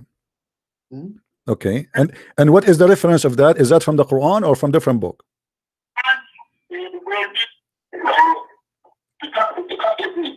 Tell me what he's saying. Is the word Nasara is coming from the Quran or from different place? Where he got that this is from the land of Israel? What is his reference that the Nasara are from the land of Israel? Yes, sir. What is the Nasara mean? What Nasara mean according to his knowledge? What is Nasara mean? When he talks about me, let me respond. Okay. When I talk, should be a moderator, what is the two? Talk because okay, I like him. You say you want to say something. Oh, give your comment. Okay, so you can listen. You can say it. No, I mean you can continue to talk, sir. That's what I'm saying. My friend, he can talk as much he want, but you need to tell me, you need to repeat what he said, because I understand nothing of what he is saying. That's why I am interrupting. I am just asking you, can you tell me what he just said? Each time he says something, ask him. He can talk for a minute and he stop, and then you tell me what he said, because the connection is so bad, hardly I can hear him. So let him talk for a minute, and then you stop, and then you yourself, my friend, the one who is connecting us, you tell us what he said. You repeat exactly word by word what he said, please. Can you do that? Okay, that would be good. Like if you give a short word to it, so I can give to you. So let him talk a minute, and he stop, and then you tell me what he said, and then he can continue. Okay. Can I, Mr. Jamiu, you can continue, sir. I should have loved one thing. Maybe I should give out my number to him. Let him call me directly. So I can get me from Mr. Pro. You cannot interpret all what I said to you. It's not possible. You need some point. That's not okay. There are some things I said that you should have understood what I said earlier. But keep it. If you can call me direct, it's more better. Let him stop, and you tell me now what he said. He's talking about calling you direct, something like that. Is that what he's saying? That but I think he only used Skype to talk. That's why that you can't get him. He only used Skype. No, okay. Continue what you're saying. Tell me what he said. Just tell me what he said. Now you keep saying to him, listen, my friend. You keep saying to him, continue what you're saying, but you did not tell me what he said before. I mean, he's talking about the phone that he wants to call you direct. That's what he's saying. Okay, well, I don't use a phone. We use a Skype. Same time, even if we use a phone, it's not going to be good. He's speaking from Nigeria. I'm speaking from USA. At the same time, how I'm going to hook up the sound to my computer, because people need to hear too. So he wanna call me, he can call me in Skype. But let us not to waste time. The word Nasara. Let us repeat the question again. The word Nasara. Where the word Nasara is coming from, according to you as a Muslim? According to your Bible. Why you don't tell me according to you as a Muslim? I am the one is asking you, according to you as a Muslim, where the word Nasara coming from? Do you know or you do not know? Either you say I know where in Islam is coming from, or you say I know, and then you give me according to Islam where the word Nasara coming from, because you are the one saying Nasara are not the true Christian.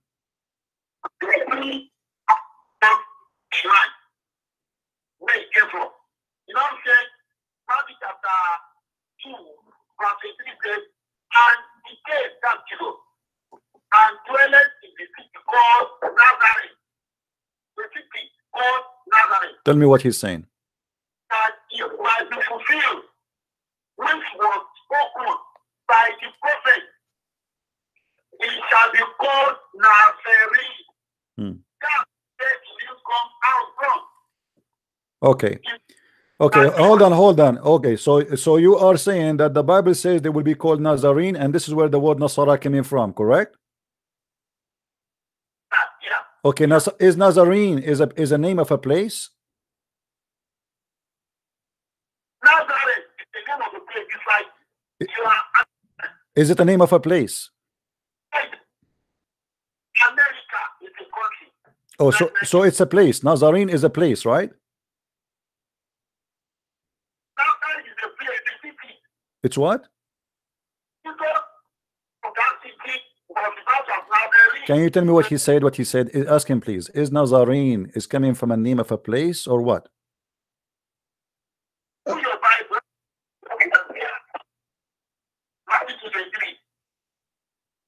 Can you tell me what he said, my friend? You are just muting yourself. You are not saying it. No. I'm here because I want you to tell me what he's saying because I don't understand what he is saying. So if you keep your mouth if you don't talk, then there's no point of this conversation. Can you tell me what he just said? That the word Nazarene came from Nazareth. All right. Is that what it is? Am I right? Am I coaching you right, sir? Is it? Yeah, Nazareth. Yeah. Okay, say word Nazarene coming from the word Nazareth. That's what he's saying. And what is the word Nazareth mean? I said the word Nazareth went to Matthew 23. It's a city. It's a city. Thank you very much. Thank you very much. So the word Nasara is coming from the name of a city. It's called Nazareth. That's mean you are accusing your prophet and your God to be a liar again. You are a person who do not know what Islam is about. Obviously, if we go in the Quran, I want to. Do you have your Quran with you? The Quran says, where is the word Nazareth is coming from, my friend? Obviously, you just said that your prophet is a liar. In chapter 5, verse 14, it says about Nasara, right? But then we will find that Jesus speak about who they are called Nasara. Who are they, those who they are Nasara? Jesus said that those are, he is the one who called them Nasara. Do you have your Quran with you? Do you have your Quran with you? Do you have your Quran with you, my friend? Do you have your Quran with you? Is it the Quran says that Jesus said or Isa said that those who they are Ansari ilallah, those are my helpers. In chapter 3 verse number 52, it says where the word Nasara coming from according to your Islam. Jesus said, when Jesus just silence, respect the masters when they talk of knowledge. When Jesus found and believe in their part, he said, where will be my helpers? Do you know what helpers here? It is Nasara, and he called them Ansari. So the word Ansar in Islam have nothing to do with the word Nazareth according to you from the Bible. That because Muhammad is an ignorant like you and he do not know where his word Nasara is coming from. So you just prove to us that your prophet is a false prophet. If we go and read in Arabic, it says, this is it, chapter 3 verse number 52. فلما أحس عيسى منهم الكفر قال من أنصاري إلى الله قال الحواريون نحن أنصار الله. Do you say where is the word Nasara coming from? You are not a sheikh, you are a shaky sheikh. You have no idea what are you talking about. You go in the stage to fool people speaking that you know Islam, and you just get your prophet busted. Because if you are telling the truth that the word Nasara is coming from the city of Nazareth, and the Quran says no, the word Nasara mean my helpers, and this is what Jesus, he himself, he called them. It was what Jesus called them according to your Quran. That's meaning either you are a liar or your prophet is a liar. Which one you choose? Christian, in fact, I'm sorry to call you a fool. You are a fool, but you don't have any knowledge about the Quran at all. No, do what you are doing. Tell me what he said. Tell me what he said. You You say you don't have any knowledge about Quran at all. My friend, I'm showing him the Quran in front of him, what he's talking about. And I challenge him to show me one scholar agree with him. I challenge you, I accuse you to be a scam. You are a false prophet, false scholar. You do not know what are you talking about. And here is a challenge. Show me one scholar in Islam, he says that the word Ansari is not the source of the word Nasara. Show me one scholar agree in Islam that the word Nasara is coming from Nazareth. Huh? This is the Quran in front of you. This is the Quran. The Quran saying that it is Isa, he called them Ansar. Isa, he called them the Nasara. Do you see it? You do not speak Arabic, I understand. You claim to be a scholar, I understand. You collect money from people to donate to you because you are making a business, but you don't claim that you know Islam. You are a liar and you know nothing about your religion. How dare you to say that the Quran speak about Nasara and he meant the Nazareth, if the Quran is saying that Isa, he said, I call you Nasara. Who are they, my Nasara? Who are they, my helpers? And this is your Islamic translation, and I challenge you to show me one translation said instead of the word Ansari coming as a word Nazareth. Can you show me one translation agree with you? Can you show me one interpretation agree with you? Can you show me Ibn Kathir, Al-Qurtubi, Al-Tabari, Al-Jalalain, any scholar you want in the world agree with you?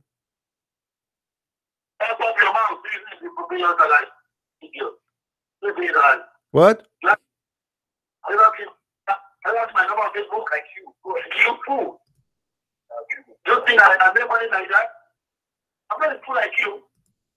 Answer. Stop calling me names. Answer. How you say that the word Nasara is coming from the word Nazareth, which is totally against the Quran teaching. You just prove to the Muslims. I don't think any Muslim will listen to you after today. You destroy your career, my friend. How dare you to say that the word Nasara is coming from Nazareth when the Quran says that Isa is the one who called them Nasara because they are his helpers. So now you are saying that Muhammad is a liar and you know better than Muhammad and Allah is a stupid God, and you are going to school your God and teach him where is the word Nazareth is coming from, or Nasara. I said you don't know, you are a liar. You don't know. Prove me wrong. Let's see who is a liar. Here we go. I just got you busted. I show you the verse from the Quran. Prove me wrong. Show me interpretation. Agree with you. Show me one scholar agree with you.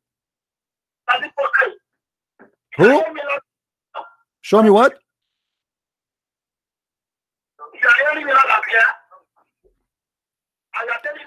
Do you have one scholar agree with you? Do you have any scholar he agree with you with your madness? Do you have any scholar agree with your scam? Can you show me one scholar he agree with you? Or you are making a new religion, it's called a new Islam, Nigerian Islam, to fool those poor African who do not know how to read Arabic, and you yourself you do not know Arabic, and you claim yet to be a sheikh. You are a shaky sheikh, my friend, and you've been squeezed like a lemonade. Don't ever think that you can teach the Christians about God. You have no God. You are a black person who worship a person who said that the black people are the devil. How dare you? Is it true? Is it true that your prophet he said that Shaitan is a black person? Is it true? Is it true that Shaitan is a black person in Islam? How dare you? You are a black, but yet you follow a man. He hate the black people.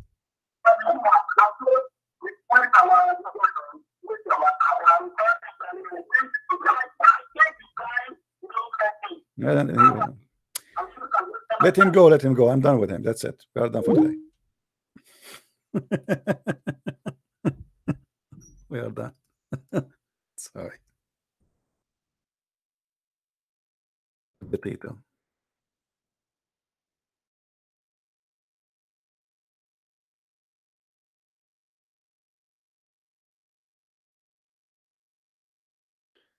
Oh boy.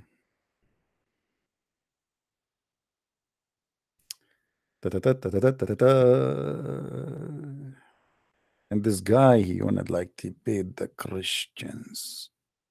I wanna teach you what is a Christianity about. My name is Ustaz. Do you know what Ustaz mean in Arabic? Ustaz mean master. Really? Kung Fu master. I advise you to take a nap for the coming 2 centuries, because we left no bones of you is not broken. Master, ustaz, you are an ustaz. If you are an ustaz, who's an idiot? Those people are like copy paste, copy paste, copy paste. He heard somebody saying that he liked the idea. And by the way, I don't mind to say that Nasara aren't Christians. I agree, Nasara aren't Christians, but not according to Islam. You know what I mean? Nasara, we are not Nasara. But the point here, he is saying that Nasara, according to Islam, are not the true Christian. This is not what it says in the Quran. Otherwise, I agree. Muhammad is the idiot. What Nasara? Oh boy. All right, our Skype is open. If there's any Muslim want to give it a try. With my love to all people in Nigeria, my friend, this guy is a scam.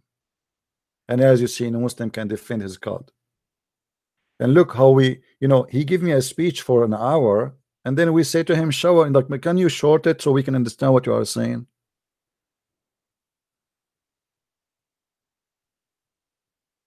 I say to him, why the angel did not say assalamu alaikum? He said to me, show me where he said not say. Well, what about you show me where he said? And then he chooses for me a verse from the Quran, chapter 96. We go there, it doesn't say assalamu alaikum. And then he says, oh, the Bible is the book of details. Really? Will the Quran have time to tell us about what the ant, she said to the ants? Which one is important? The ant, she said to the ant, or the angel said to Muhammad? Allah have time to tell us about the flying carpet of Sulaiman, and he have time to tell us about the bird who ran away, and Sulaiman was checking him, and he was upset why he's absent. But Allah have no time to say to us that the angel said to Muhammad, assalamu alaikum.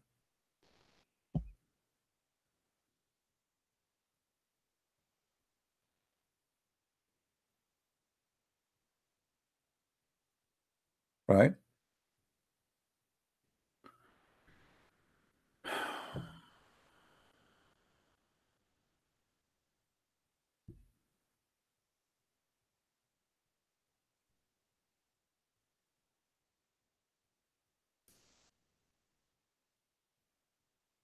If you are a Muslim, would like to call me, let me know.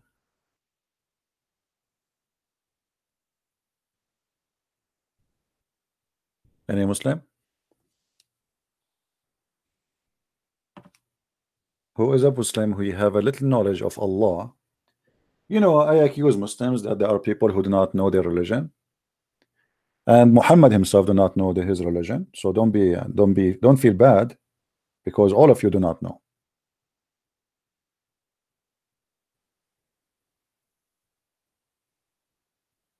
All of you do not know, including Muhammad.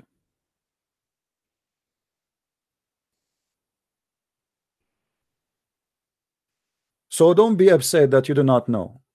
You are just an example of the, if you are following a blind man, how you can be not blind?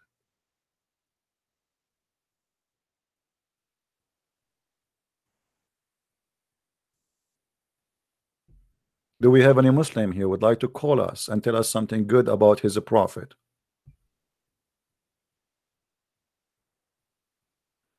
Anyone?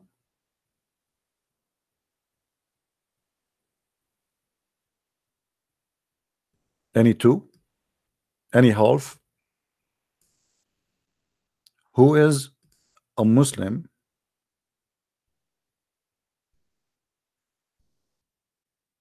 like to call us and tell us something will make you proud about your prophet? One of you, he said to me, can you show me reference where it says that the prophet he stink after he die? No problem. The reference in the front of us.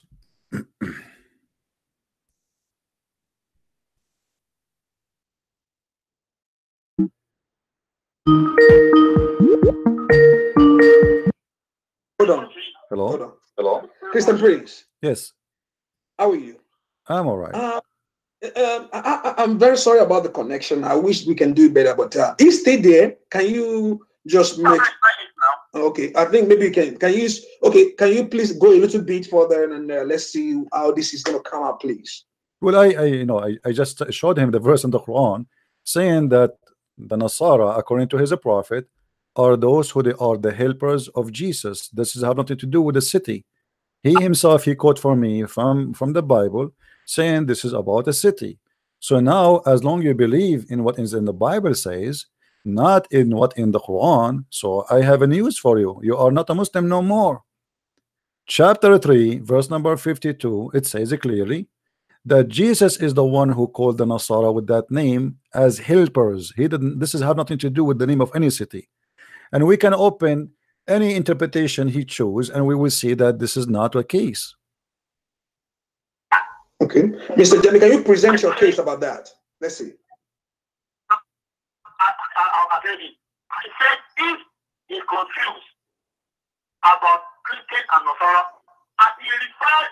My friend, I don't care who is the Christians. I don't care who is Nasara. Are you stupid or what? The Nasara is the what the Quran says that he confirmed the book is between their hands. But the Nasara are the same people in the Quran who believe that Jesus is God. Jesus is a son of God and Jesus is a crucified. So it doesn't matter what you try to say. Nasara are those who believe in Jesus as God. They believe in him. They believe in the Trinity. And the Quran confirmed that.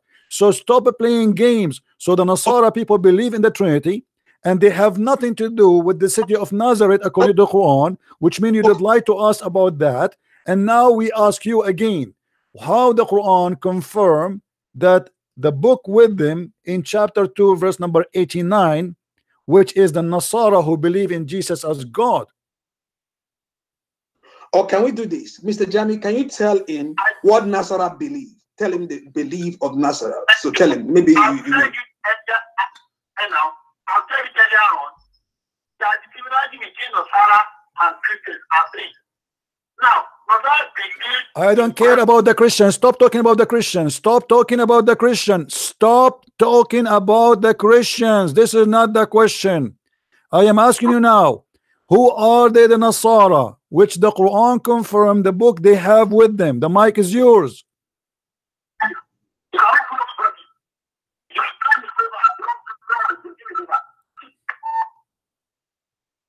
What? You have dollars. He don't want to do it anymore. Okay, let him get lost. He's a coward.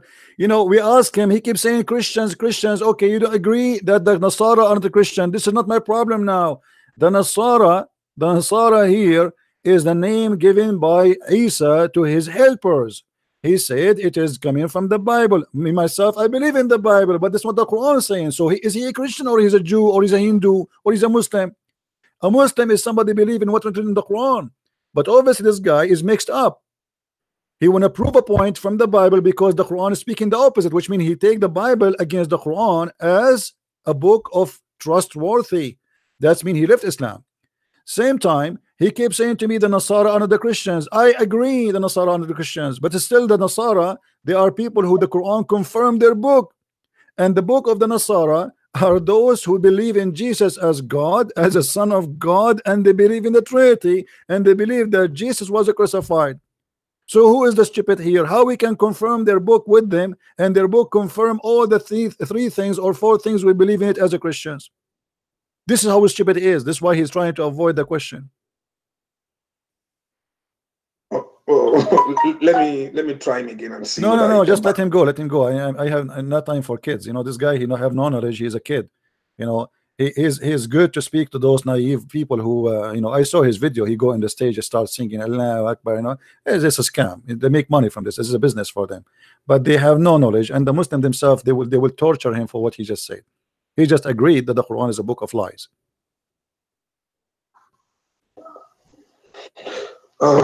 Anyway, thank you, my friend, for trying to make it work. Thank you. I think we got him busted anyway. He got busted big deal, and let him bite his lips after what he did to himself. You know, every Muslim he go right now, and he will see that this is where the word Nasara is coming from, and all the scholars agree. So either you go with the guy who claimed that Nasara is coming from Nazareth, which is coming from the Bible, as he said, and that means Muslims should not believe Muhammad's statement in the Quran, and they should not follow Muhammad no more. We should take the truth from the Bible. Or you as a Muslim believe that this is the book of the truth, and you believe what the Quran is saying. For him, he believed the Bible is saying the truth, the Quran is not telling the truth, and that's enough for us. So the Nasara himself believe that Jesus Christ is God. That's their belief. Yes, the Nasara, they believe the whole Quran. You see, this is how stupid he is. The Quran give us only two names. He never mentioned other name when he speaks supposedly about the Christians. So the whole Quran speak only about two groups, the Christians and the Jews. And who are the Christians in Islam? Are the one who call themselves Nasara. So when he say the Nasara are Jews, simply he is saying clearly that there is nothing called Jews and Nasara. He is saying they are one religion. But when we go in the Quran, we will find that this is not the case. The Quran confirm that there's two groups. One is called Yahud and one is called Nasara. So he is very confused about that, and maybe he got my book and he is trying to learn from my book, but I don't think so. He live in Nigeria. If we go and read the whole Quran, we will not find any third group considered to be following. If we read the chapter of Al Umran, all the chapter, which is a chapter speaking supposedly about Umran family, who they are a prophet family. All of this is speaking about two groups, either those who believe in Jesus or those who follow Moses. There's no other third party.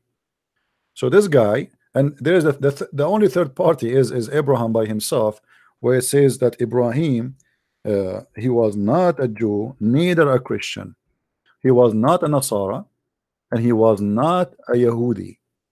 So this guy, he do not know what he's talking about. In chapter 2, verse 135, the same chapter actually, if we go just a few verses more, you will see it says, here we go.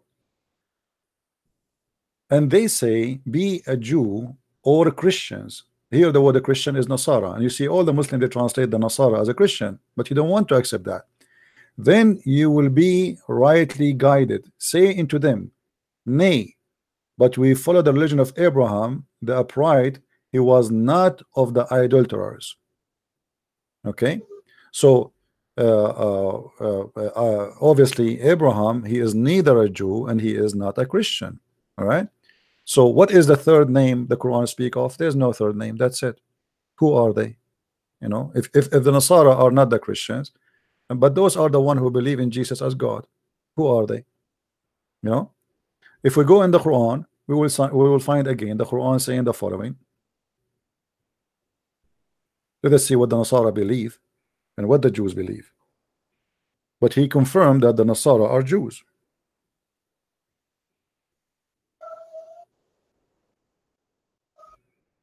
To the Quran, chapter 9, verse number 30, it says, the Jews, they said, Uzair, not Israel, this is false translation. Uzair is the son of Allah, and the Christians say, the Nasara say, the Messiah is son of Allah. So he's saying to us that the Nasara are the true ones, which the Quran says that they are true Christians. They are the true ones who follow Jesus. But the Nasara are the same ones who believe that Jesus or Christ is the Son of God. He's just ignorant. He do not know what he's talking about. But you know, if you are an ignorant, you can teach in a school of ignorance. Well, nobody will notice that you are a donkey. Yeah, yeah. This is the Nasara.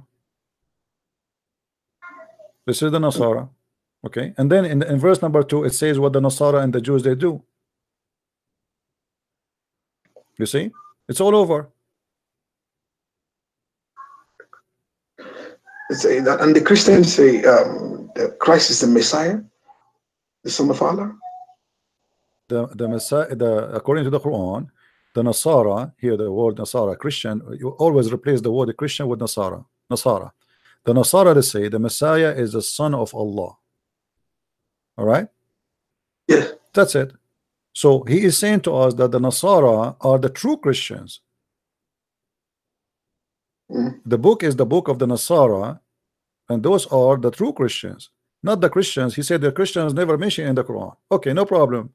But the Christians believe that the Christ is the son of Allah, according to Quran. You know what I mean? Nasara believe. Yeah. And at the same time, the Nasara, they believe that the Messiah, he is Allah himself. Okay. And this is can be found in chapter 5 verse number 17 and chapter 5 verse number 72. All right. So when a guy like this, he tried to prove us wrong, he got himself and his religion busted. That's what they believe, what the Nasara believe in. They say that the Messiah, he is Allah himself. Yeah. Madness, stupidity, what we can say. But anyway, I'm glad that you brought him, so we put him inside the matches box. Today we shrinked him and we made him so small. Let everybody watch the debate and laugh at this debate. Thank you very much. All right, thank you, my friend, for calling. Take care. Take care.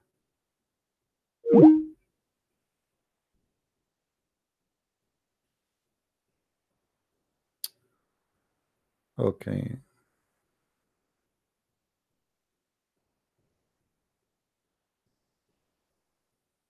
Do we have any Muslim would like to call us?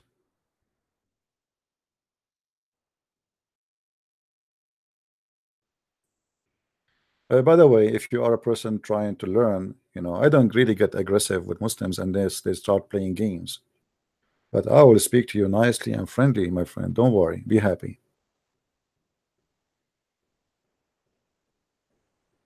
Don't worry. Be happy. It's a big business, my friend. It's a huge business. Those people, they are making a lot of money. If you see this guy video on YouTube, you will see like tens of thousands listening to him, and they think he is a scholar. I bet you he have a very nice house, very nice life, making a lot of money, and wherever he go, he is ustaz. Ustaz.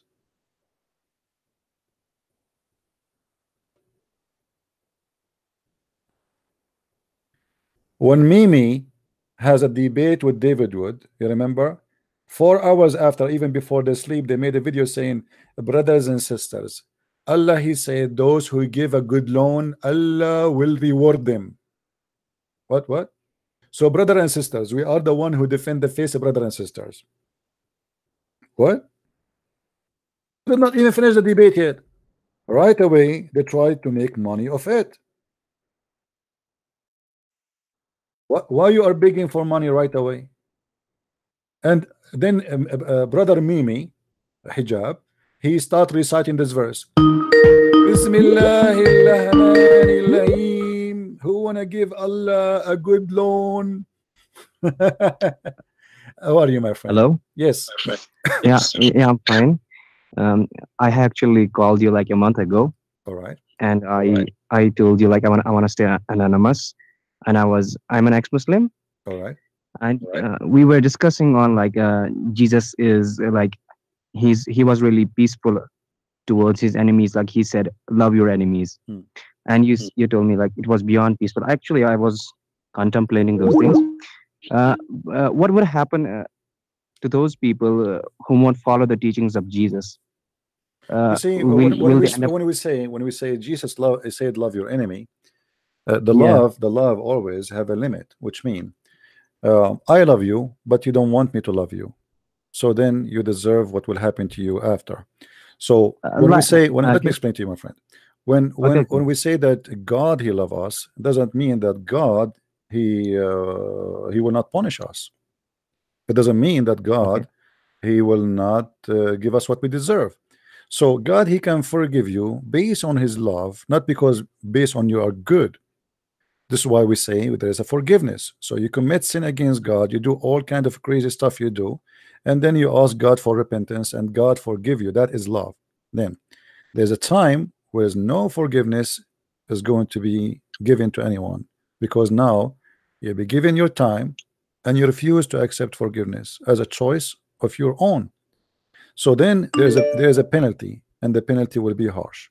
So if you are saying to me, those who don't believe, what will happen to them, I say to you, they will go to hell, as simple as that. Now, is sending people to hell is love? No, absolutely. It's not love, it's a penalty. It's an anger. It's a harsh punishment, but it's a justice.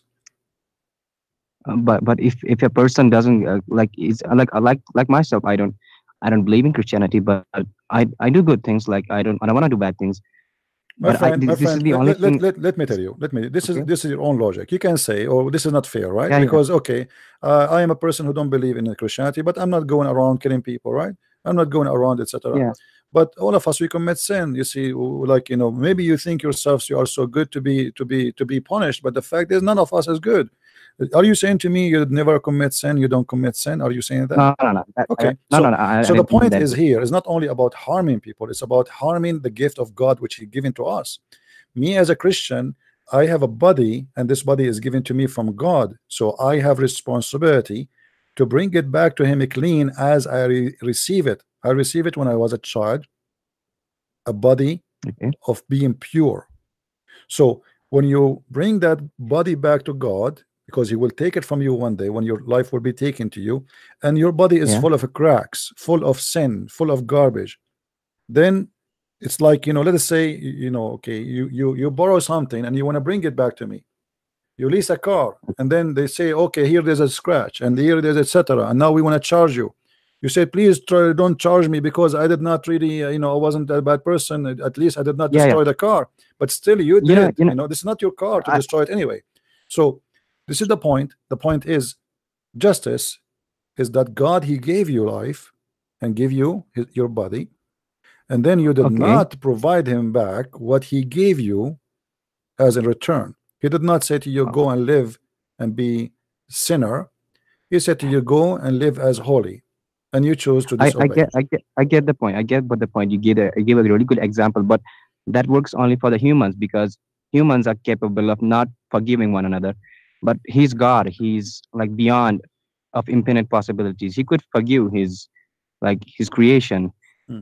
When we say humans, like you use an example of like if I use a car and if I scratch it and I give back to them and they will be like displeased with this thing, so they won't accept it because they are humans, and they some will forgive us because we are humans. We are filled with anger, we are filled with jealous, Hmm. hatred, but the God is not filled with those things. Okay. So God is beyond something else because if he can't, when we say like God is loves greater than every mother out in the earth, so how come the God doesn't forgive us if I don't follow his teachings? Did you hear? Does this Did you hear a prayer the Christian they have? They say it's called "Our Father Art of Heaven." no? This prayer they asked Jesus how to pray. Jesus, He said to them, "You pray like this: Our Father who art in heaven," and then you have to say in the prayer, "Forgive to us the same we forgive to others." So the God of the Christians, He made it clear that in order to be a person who earn forgiveness, you have to forgive to others. So He forgive you if you Okay. forgive. And here you will see that what you said to me is not right, because you just said that the God, He should be more forgiveness or more forgiven. Actually, the God, our God Himself, He made it a condition that we will not be in His heaven unless we forgive. So we ourselves is required to forgive before we can receive His forgiveness. Even we should forgive the one, even the one who will not go to heaven. So in order to receive forgiveness, you have to forgive to others Okay. what they did to you. Yeah. Now, here you I said want to to me, confirm hold on, this. let me continue, please. Okay, You said to okay, me okay. that God, He should be more forgiven. My friend, He is already more forgiven, because look, He made a condition that if you want to go to my heaven, you have to forgive to others, so I can forgive you. So the process of salvation is forgiveness. Even for the Christian themselves, they cannot be forgiven unless they forgive. How much Mhm. forgiveness you want from this? Which means, because now you are forgiven twice. If you repent to God, you made sin against two, against a man or a human or a woman or Okay. a child, and you made a sin against God. So God, He is making us forgive you for sin you did against us, and then by doing that we earn the right to be forgiven, which means God, he forgave two sinners in the same time by doing that. Now he said to you, I want to forgive you and I love you, but you said to him, I don't want to believe in you, leave me alone. But yet now you are asking him to forgive you even after you insulted him and you said to him, I don't want you. Do you think this is fair? No, that's not fair that way. Yeah, Okay. that's not. But is it? I want to confirm this thing. Is this somewhere written in the Bible? Because I'm not sure about this. Like God loves you unconditionally. Is this written in Yes, somewhere? unconditionally doesn't what doesn't mean you go and you kill and you rape and you lie and you sin and you Yeah. sleep around or you wish women they are not yours. The unconditionally here that I am going to do my best to help you. I'm not putting condition on you, but you have to accept me at least. So imagine I have a firefighter. He come to my house. He knock at the door. He say, hey, Christian Prince, your house is in fire. You have to leave the house right now, and we are going to help you to stop the fire unconditionally. I will charge you nothing. All what we need to do, give me your hand to save you. You say to him, no, get Yeah. lost. Sorry, I don't want to leave my house. I am here happy. I don't believe in you, and you can do nothing to me. And then your house catching fire, and you don't want him to help you. So why you are crying for being in the fire when you are the one who said, I don't care? Yeah. I get that. Actually, I want to have. I remember one thing on this point, and actually, it was asked to Zakir Naik, and he didn't answer the question. It was asked from an atheist.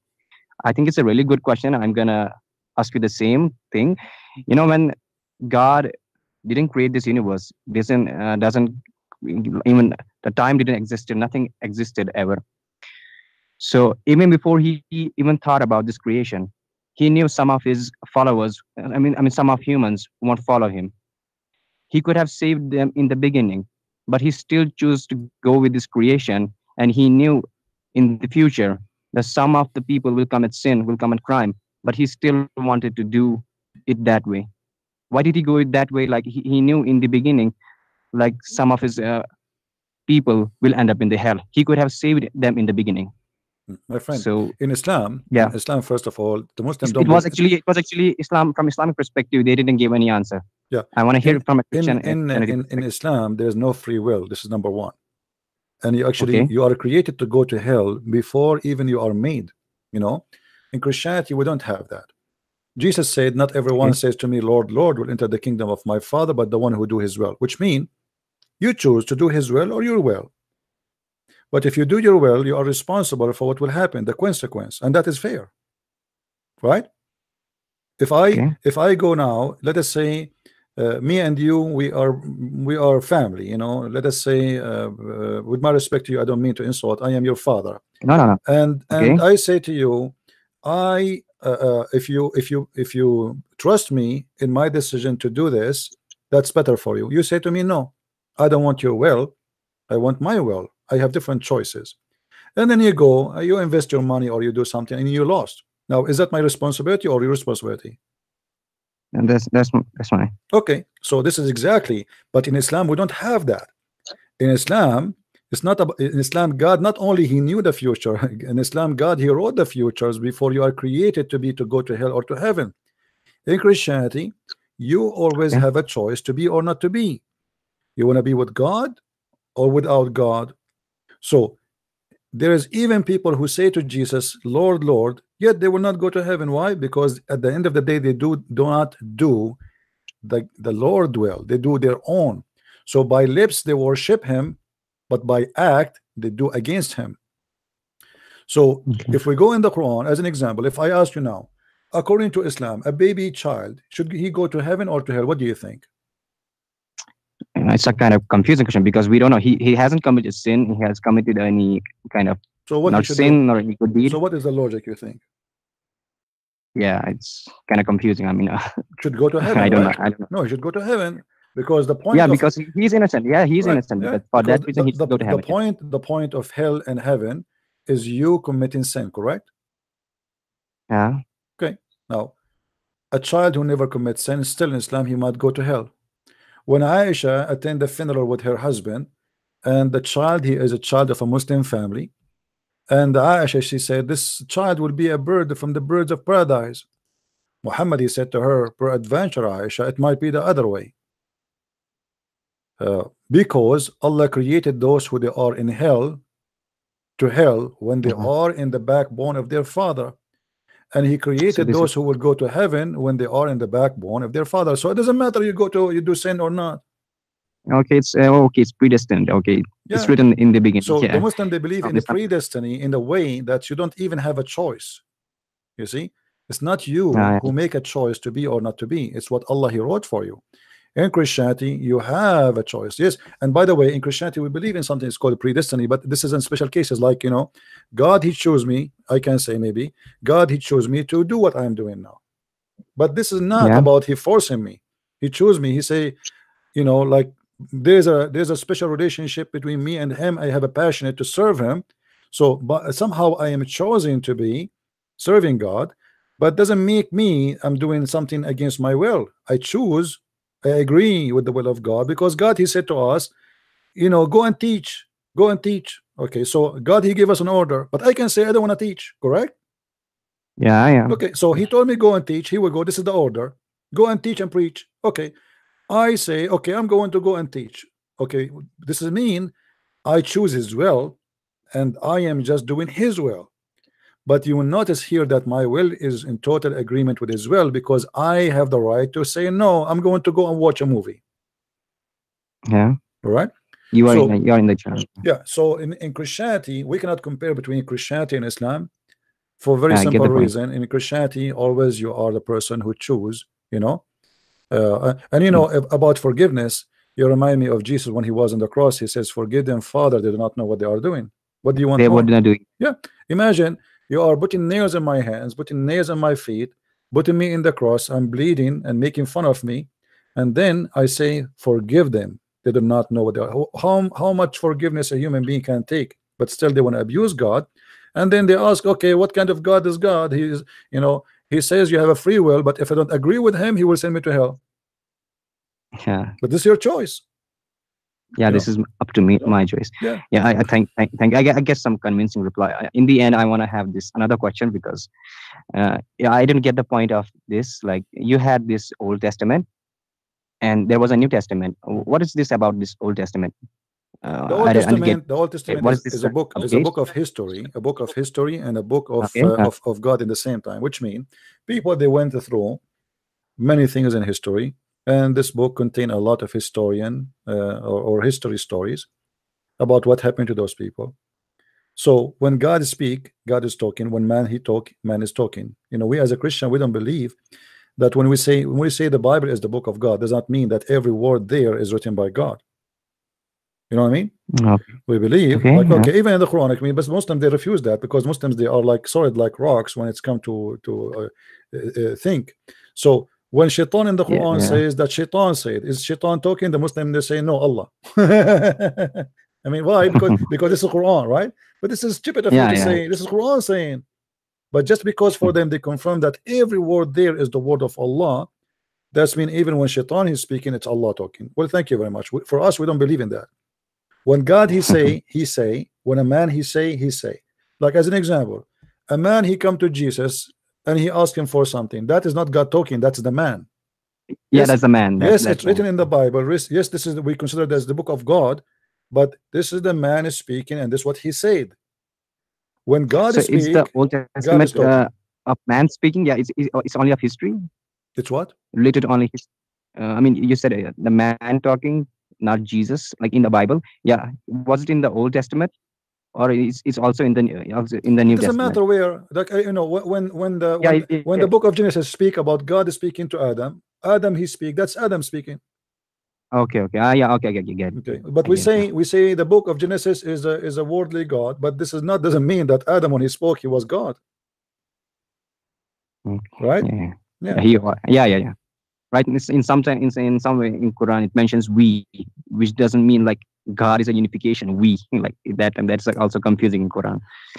Well, the we thing in the Quran is madness, because simply you ask the Muslim why Allah he say we, they say because Allah he speak about himself as majestic like kings, but that's mean Allah he is lowering himself here, making himself look like king by using we? Is that how you make yourself majestic, by we? If you are the God of the Yeah. universe, I mean, what we would do to you? That's silly, you know. Yeah. Kings, because they like to show off, you know, we are kings, we showed our authority, so we say Yeah. we. Yeah. Okay, we got that, but you're God. I mean, who is going to be in competition with you? Nobody. So what we for, you know? We. If Yeah. kings they bow down to you, and why you want to say we? What that will make of you? Like you know, we is like we are many and you are a few. Okay, so we. So it's a sign of intimidation. I want to intimidate you by saying we are coming after you, you know. And you say, oh, Mm. it's not one, it's many. We, you know, same. We. Yeah. Yeah, same time. The Quran, when he speak about we or I, you will notice the Quran sometimes say it is he. Okay, well, it is he or it is we. Sometimes you say it's mentioned. Yeah. He sometimes. Yeah, why if only it fit for Allah to be called we, why then he says it is he? So if we is the way to speak about Allah, Allah should not use he, because obviously it must be insulting. It's not fit for Allah to say Yeah. he. So and you notice here in the Quran, uh, when the Quran speak, supposedly Allah is talking, you will see that always speaking about someone else. Okay, Yeah. when you say it is he and you are he, I mean, how silly is that? Yeah. So it's a contradiction. Like he and we. What does it really mean then? Yeah, what difference will make, you know, what difference is going to make when you say, Sometimes, yeah, somewhere it's written like he, and it's like we. So what does it define? yeah, It it's doesn't a say madness. clear meaning. So my friend, after leaving Islam, and you said to me, did you leave Islam on air or because you have nothing to do with my videos? I forgot, like, because No, many actually, people they call I they left. talk to me. Okay, Okay. how you left Islam? You left Islam because of my videos or just a decision you made? No, no, I left like it was like 3 years ago. I guess All right. 4 years ago. Okay. Maybe I was watching like many videos like mistakes of Zakir Naik, but I did not. I just realized that Islam was false. I was watching David Wood's video when he mentioned these verses, like a lot of things, and I got confused. And slowly, I first started believing like they are like misinterpreting the things.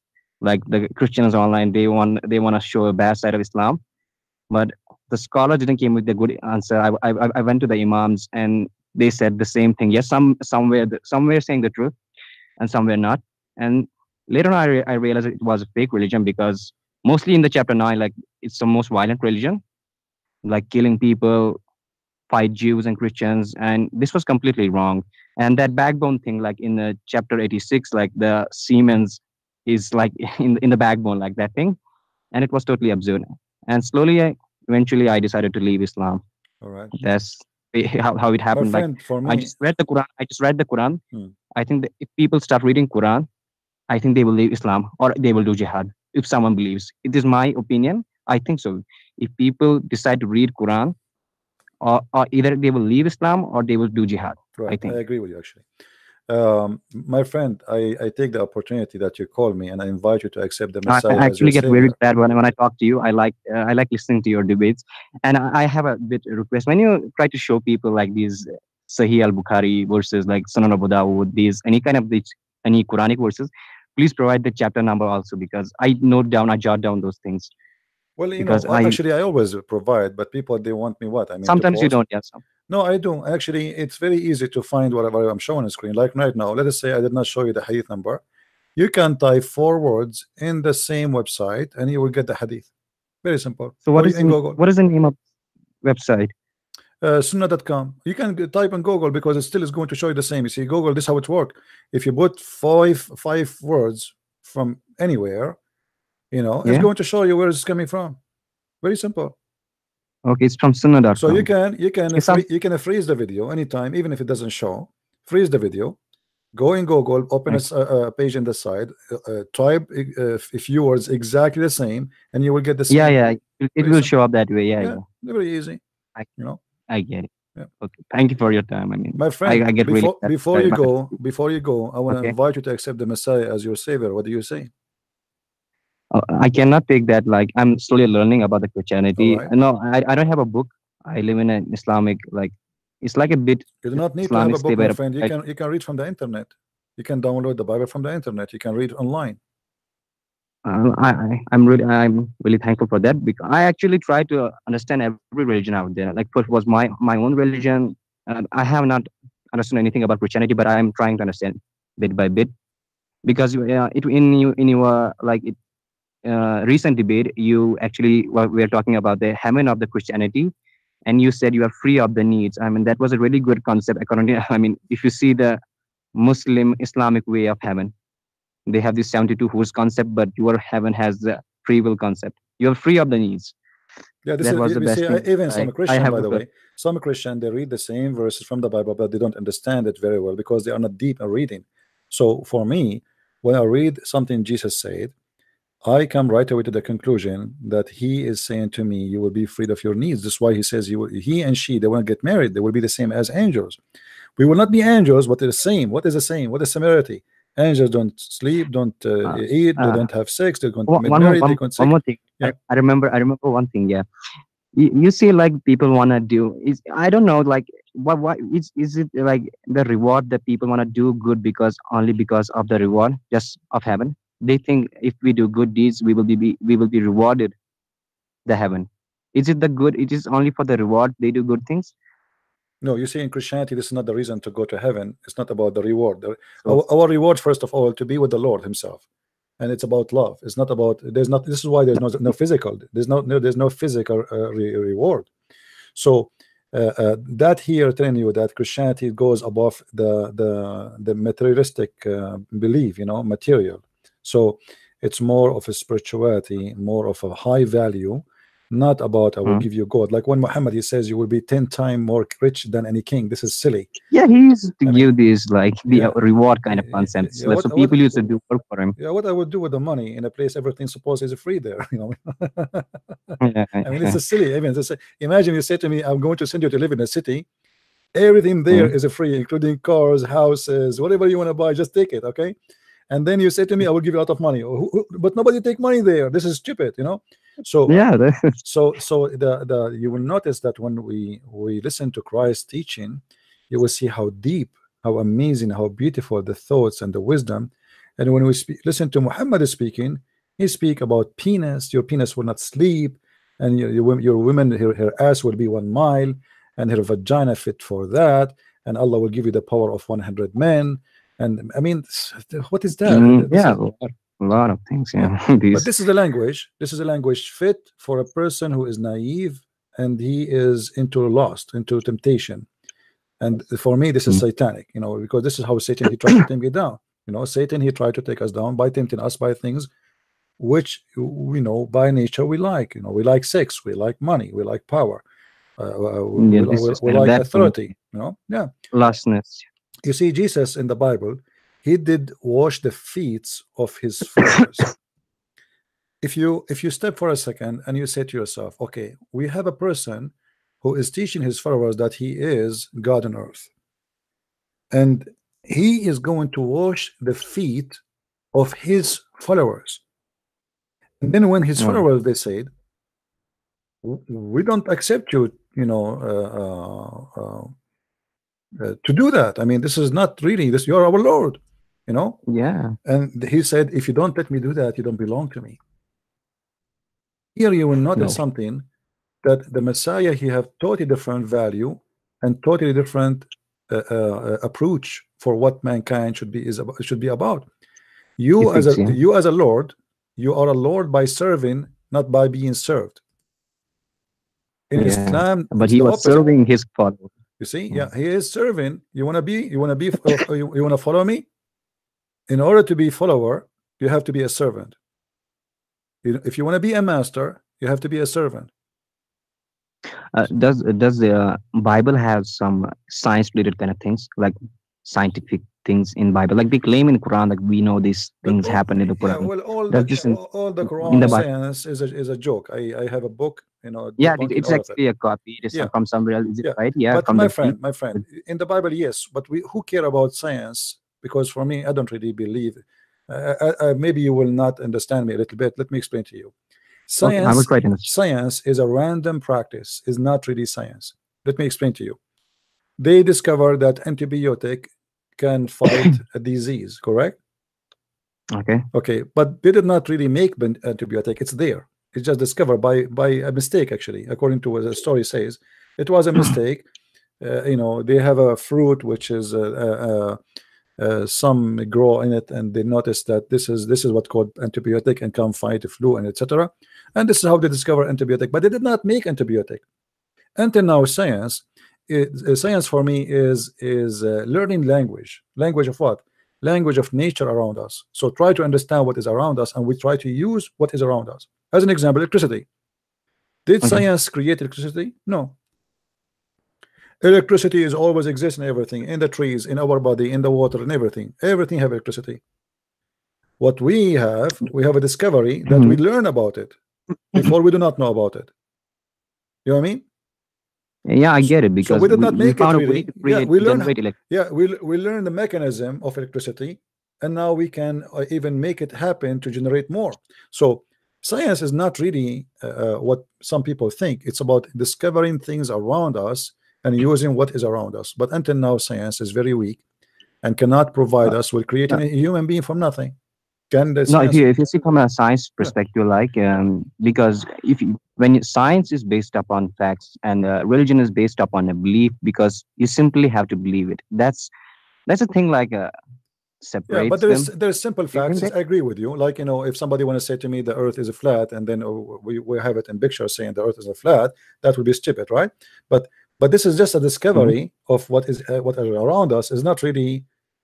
I don't see it as a science. And so for me as a Christian, when the Bible says that Jesus was born without a father, that is not science. That according to science, this is false. Yeah, according to science, it's like impossible. So now science says so, and the Bible says something else. Which one I will take? For me as a believer, I will take, because we believe in something called miracle. Miracle is something no science can explain. And actually, until now, there's many things happen in the field of medication or medicine, etc. Like somebody, a doctor, he go on TV and he says, this guy, his recovery, it was a miracle. We don't understand how he was able to survive. Yeah, I remember we talked the same thing on the last. So recently. It's a miracle. Why we call it miracle? Because we cannot comprehend. So there is things against science. There was actually this thing. I told you that when you said we cannot comprehend this thing, how he got saved, like miracles. You know, I'm trying to understand this thing. When you said like God did it, because there was no explanation for this miracle to happen. As you even last time said, you were in an accident, in a car accident, and the metal of that car didn't even touch your body. So it was like a miracle, like you saved from a death. And you told me, and you said me, how could that have been possible? I mean, wasn't it Jesus? Like it was something miraculous. Even science cannot explain this. But I think when you try to say that God did it, you're actually solving a mystery with a mystery. Because if God was real, I mean, according to science, God is not real. Because we have not seen God. We just have to believe that he exists. I mean, if I use my own logic, like if there is like a museum in Germany, and I say you there is a man inside that museum, but you don't know, you have never seen the man inside the museum, you just have to believe it, like it exists there. So will you believe me at that time, like that way? You know, for us as a Christian, it doesn't go this way, because God, he came to us as a person. His name is Jesus, so we saw God. The Bible says that God, he humbled himself, so he come in the image of a man, in the flesh of a man. So we saw God, and God came to us, and God is not a mystery no more. God humbled himself, because your old followers saw him performing those miracles. You were not there. I mean, you have not seen Jesus in. This is the kind of trouble. Let me tell you. Okay, hold on.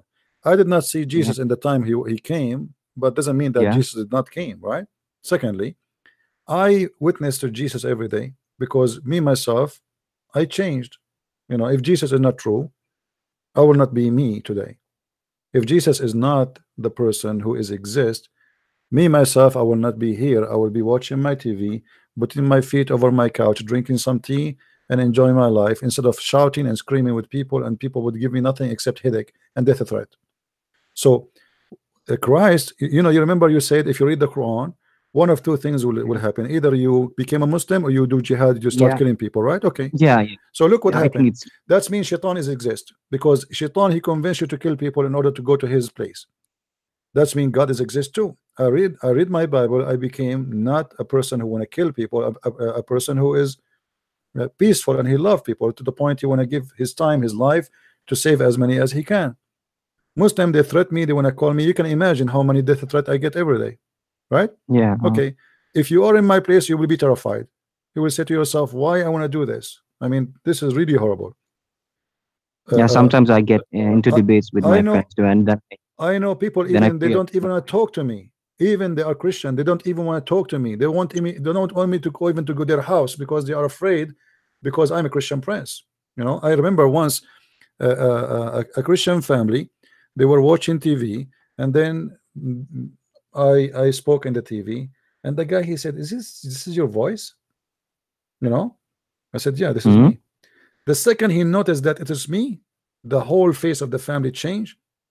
And then I left, and since then they never said hello to me. You know, they never said hello Yeah. to me. You know, because they are scared.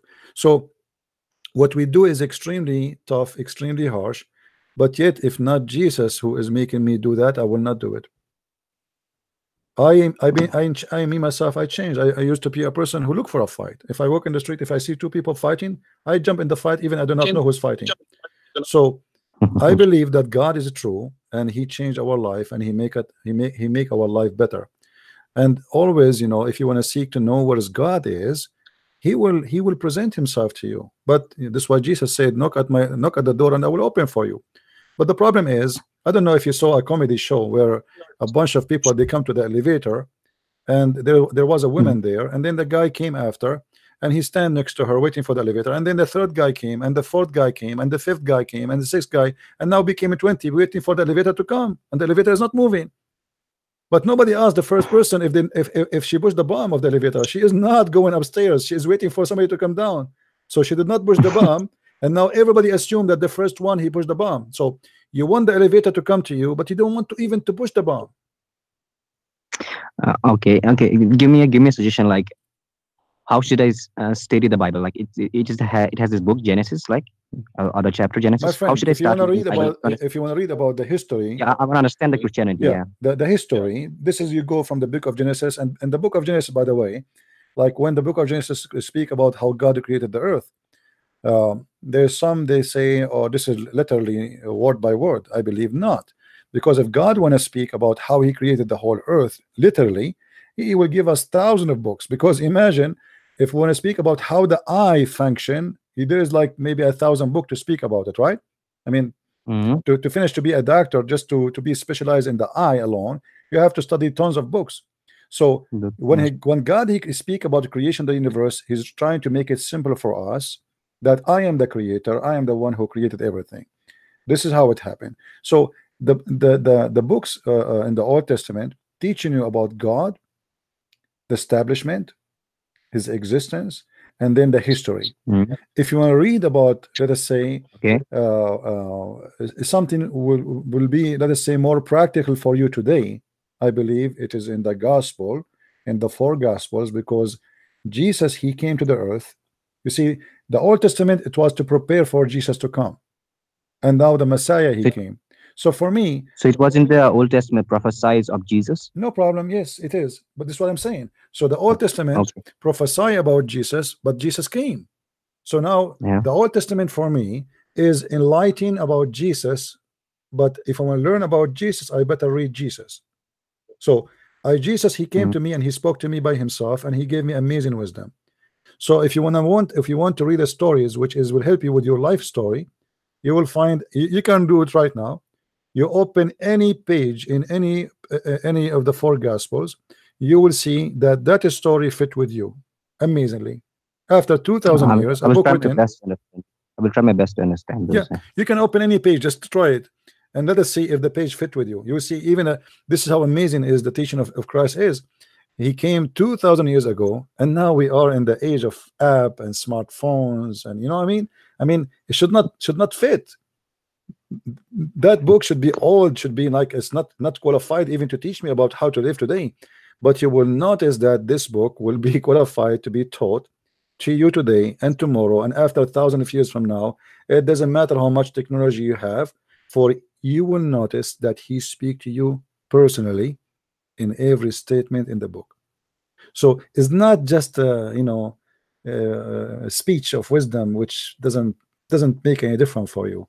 You will notice something unique, that it is talking about you. You will find something on you, about you, in that story. And this is why I love reading what Jesus he said. I find always that he is speaking to me, even though, as you said, I never met him, but yet he is talking to me. Always you decide, you yourself, if you want to read just to read. I mean, reading will not make any difference for a human being. But if you read to go in depth and to learn and to have a benefit from it, and then you will see that the Bible is speaking to you. Okay. What about those people, like some that believe, like, don't include me in this.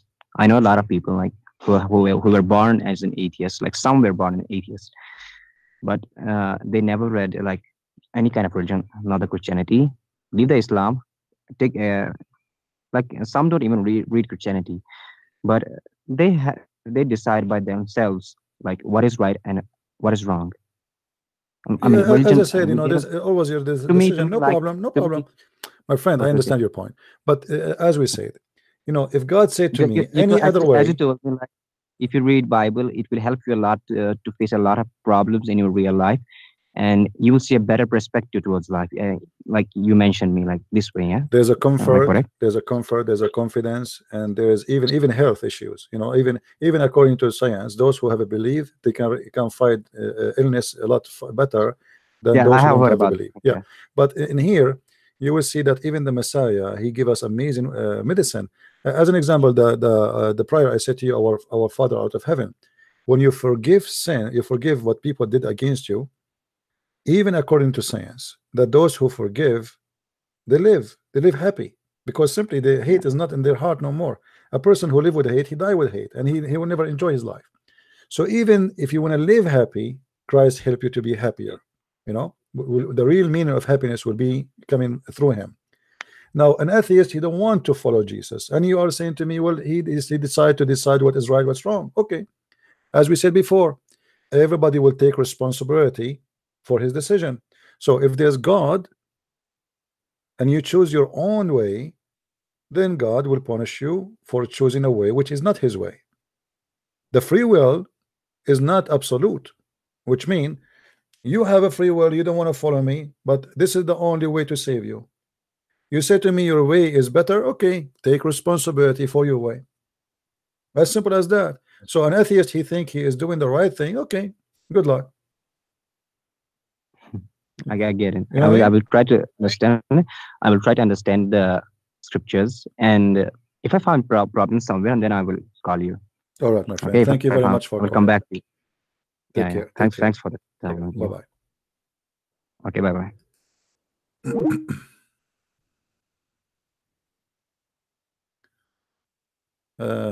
Rob. It looked like my Skype is frozen somehow.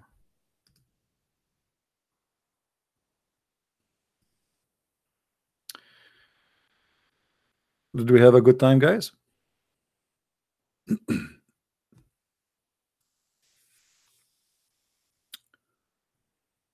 Do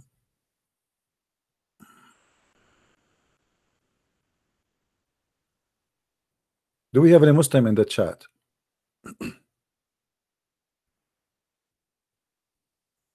Do we have any Muslim in the chat would like to call us? Look like my Skype is frozen. Let me shut it down. It's not even shut it down.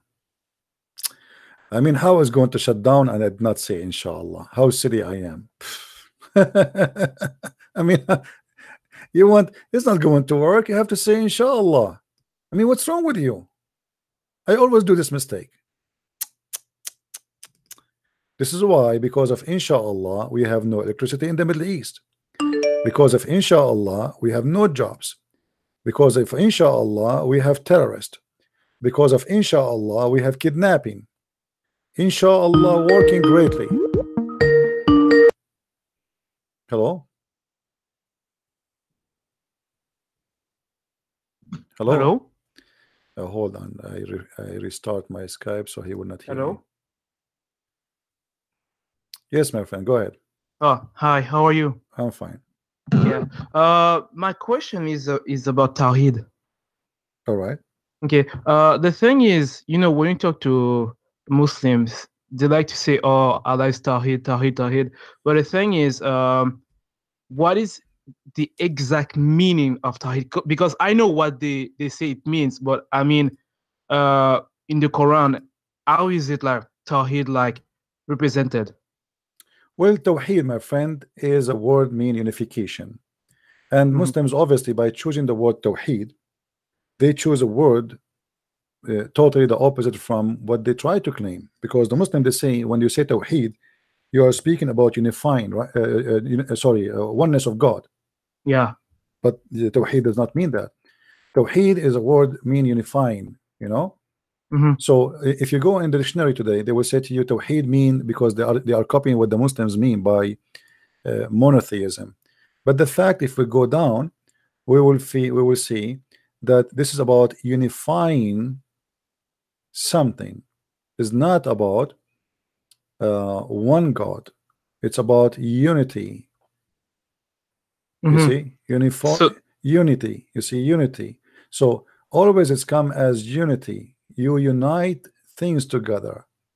If Allah is one, you don't do unification. Yes, but so if Tawhid means like unity, so it's Allah with whom? It's what? So if Tawhid means unification, so Allah is doing Tawhid with whom? Yeah, but this is why I say that the word Tawheed is a wrong word to present Islam as the Muslims that try to claim that they believe in one God. So they choose the wrong word. Tawheed. So Tawheed. Who's the other person then? Yeah, Tawheed fit better with somebody. Maybe he's a Christian. He speaks about the Trinity. Exactly. You know. Yes. But does not fit with Islam. But because they are ignorant in their language, they're ignorant about the religion. They choose Tawheed, and I say Tawheed mean we believe in one God. But the fact unification, the word Tawheed is coming from Ikhad. In the Bible, it says that the man will leave his family and he will be one with his wife. Ikhad. And this is what Muhammad said in the Quran. Qul huwa Allahu ahad. This is Ikhad. Say Allah is Ikhad. But Ikhad does not mean one. Yeah, it doesn't mean that. You know, Ikhad, if you type the word ahad in the whole Quran, you will find all the translation. They translate the word ahad as a word mean one of. Here we go as an example.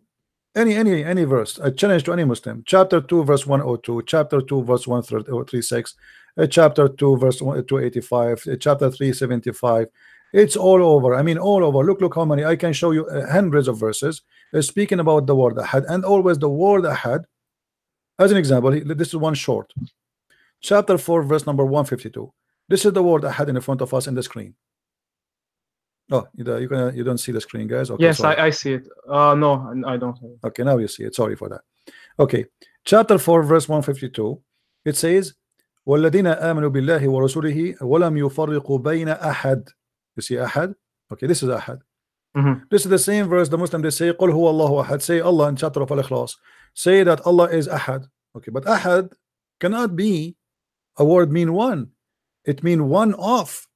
Click at the translation. And you will see it says any of them. Do you see how they translate the word ahad? Wow. Any of them. So one, he must be one of others in order to be God. Any of them. And that, you know, here you will find Muhammad is very confused using the Jewish word without knowing what this is mean. He thought this is mean the oneness. And then Muhammad again, he copies someone who is one of his writers, where he said, blessed be Allah, the best of the creators. And then Muhammad, he liked that sentence. He said to him, write it there. And the guy, he decided to leave Islam when he heard Muhammad saying that, because he said to him, I am the one who said that, not you. He said to him, this is how I say it's given to me too. So Muhammad in the Quran, as an example, in chapter 23 verse 14, He said, and this appear in more than one verse in the Quran.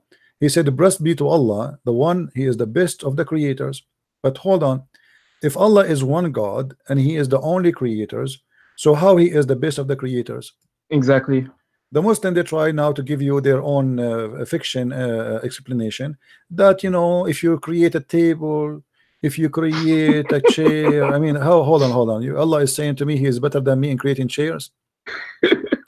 What are you talking about? What does this have to do with it? The creation in the meaning of religion is about giving life. Exactly. It's not about making a table, you know.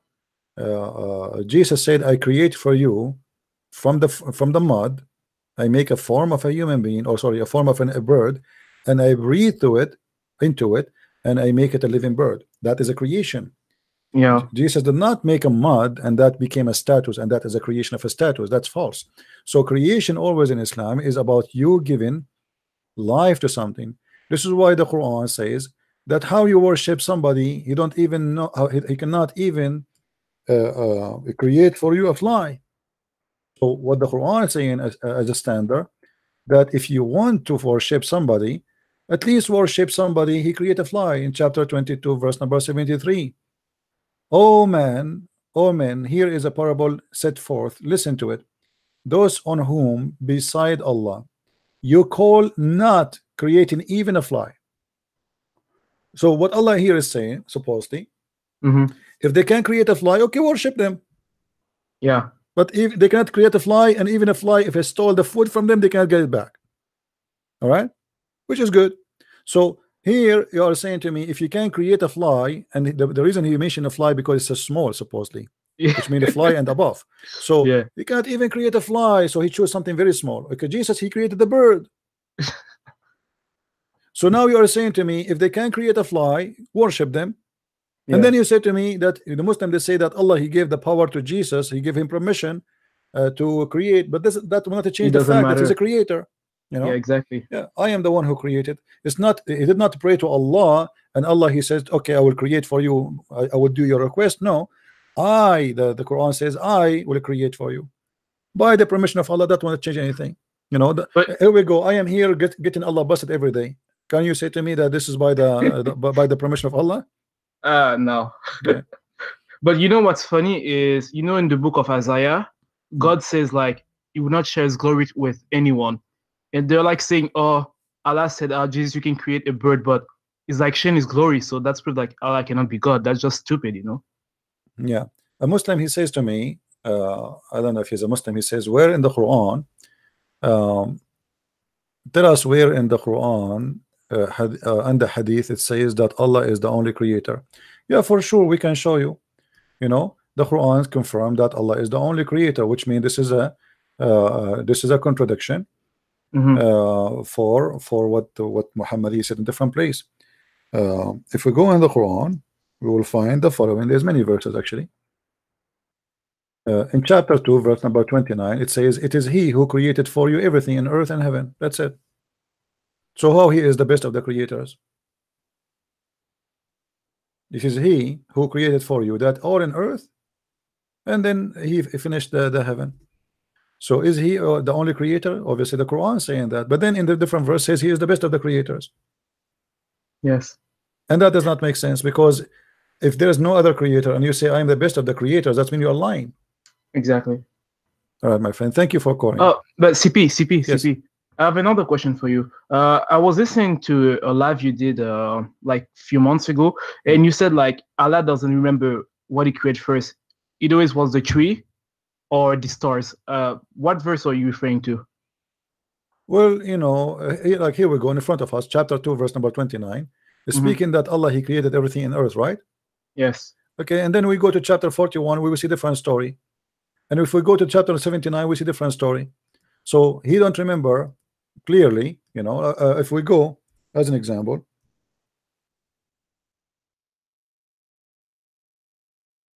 in chapter 41 verse number 11, you can read it from verse number 9, you know, where it says that He created everything in earth, and then He created He said the mountains standing firm in the top of it. So here now he created the mountains first, etc. Right? And then after that he went to the sky, and the sky was a smoke. Right? Okay. Now we go to different verse. We will find in different verse Muhammad is saying the following.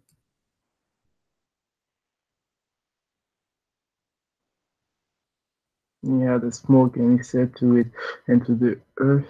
Okay, read this verse with me. Chapter 79, and here you will see.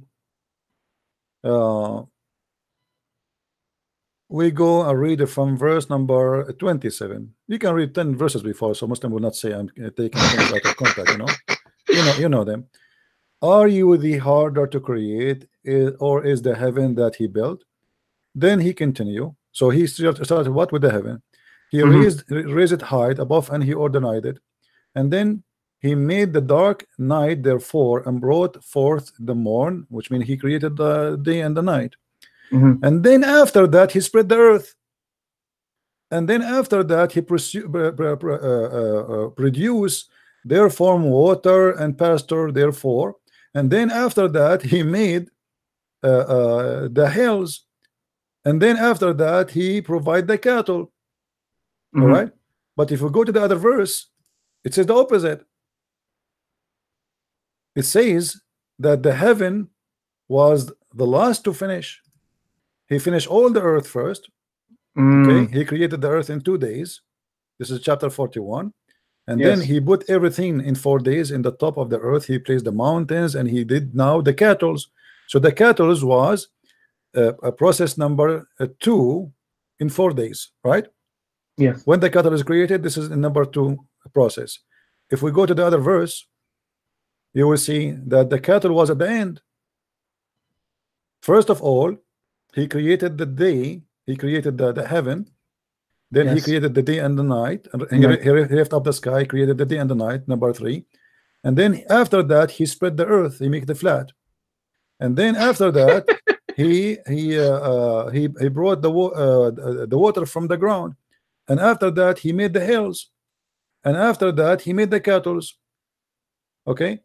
Yeah. If we go back, look, now he is in, after he made the mountains, after he created the earth, he made the mountains and the pastures and the grass and the animals.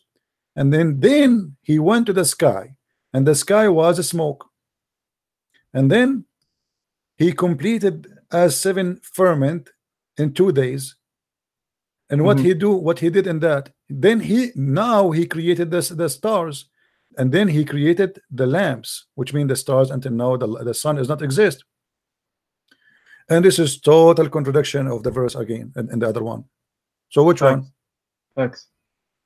I mean, yes. And not only that, Muhammad, he cannot stop from doing poo as usual. If we go to Muhammad, he says,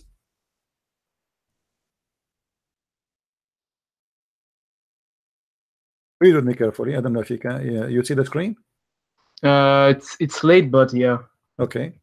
It says Allah the Exalted, the Glorious, created the clay on Saturday, and he created the mountains on Sunday, and he created the trees on Monday, and he created the things in tiring labor on Tuesday, and created the light in Wednesday, and he caused the animals to spread Thursday, and he created Adam on Friday afternoon. Yeah, now, I see. Yes. Now here Muhammad, he confirmed that he's a false prophet. Why? Do you notice how many days now we have? It's 8 days. 8 days, yeah. But the Quran says that Allah created everything in 6 days. In 6 days, yeah. So who is the stupid here? It says 7 days actually, and he rests in the, he start with Saturday. He start with Saturday, and he end with the Friday. That is a complete week. So Muhammad here again is doing poo-poo. Yes. The verse in the Quran, one verse says Allah, he created everything in 6 days, and one chapter says 7. So or 6. The Muslim, they try to find a solution. They say, oh, the 4 days are included in the 2 days exam. It doesn't say that. It's clear. I mean, come on. Anyway, my friend, thank you very much for calling. Thanks. Take care. Bye. Do we have any Abdul?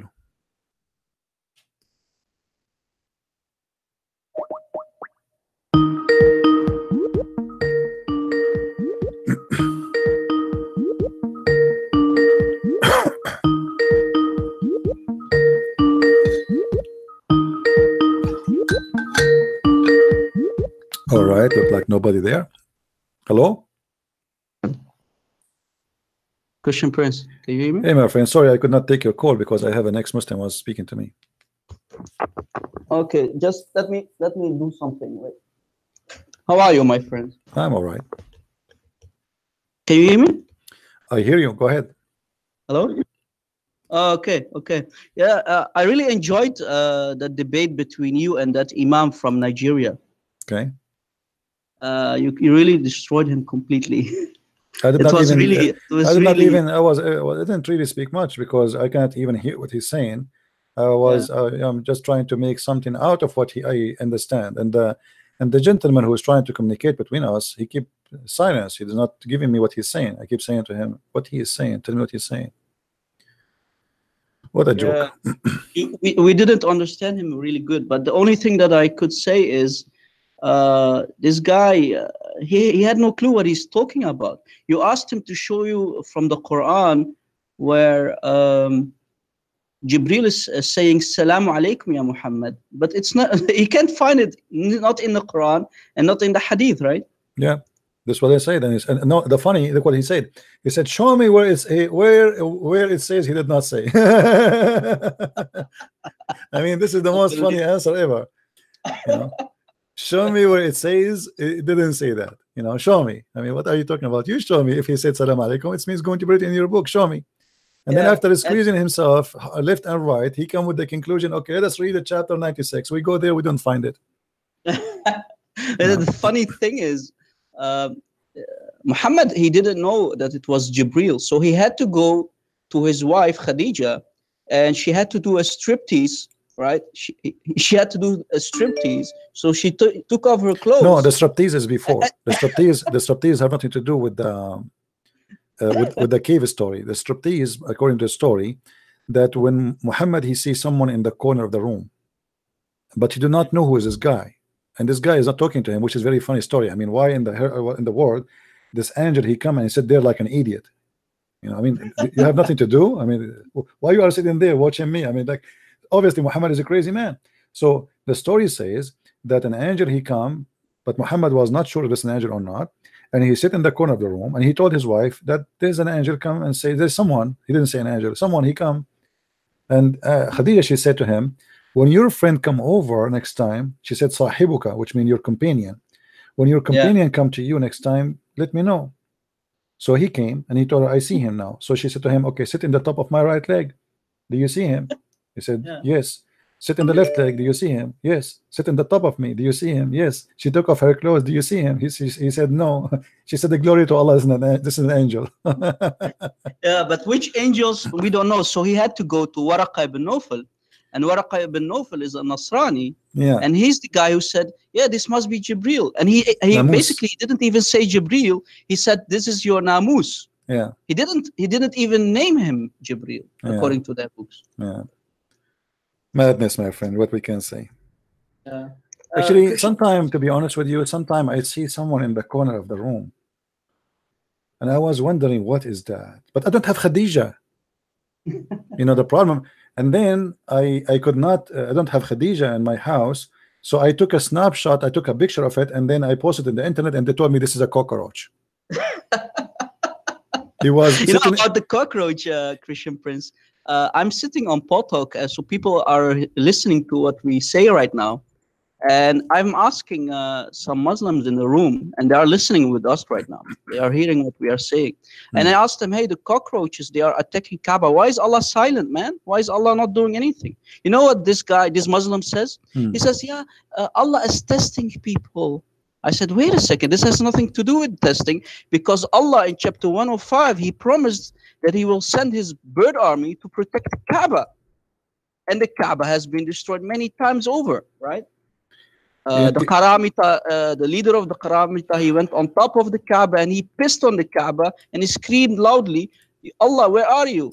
Why are you not destroying me for doing this? And he broke the black stones in pieces and he stole it for 22 years. Where's Allah, man? Allah is dead. Muhammad actually, he said that there is a testing for prophets, and what was lies. You know? The lies is the testing of prophets in Islam. So Muhammad, he says that Allah, he tests us prophets by lies, and obviously why he's saying that, because Muhammad was full of lies. And but I believe they are holy lies. You know, I mean, they will not be the normal lies. They will be special lies sent by Allah to test Muhammad by sucking his blood. Yeah, wasn't it Salama who used to pick lice from his hair because he was full with lice in his hair? Wasn't Salama? There's many stories, but there's a woman, her name Haram. Yeah. Which means the mother of haram, which forbidden, which is very weird. Unbelievable what a dirty prophet is. And he used as you see in the hadith here, Yahya related to me from Malik, from Isa, etc.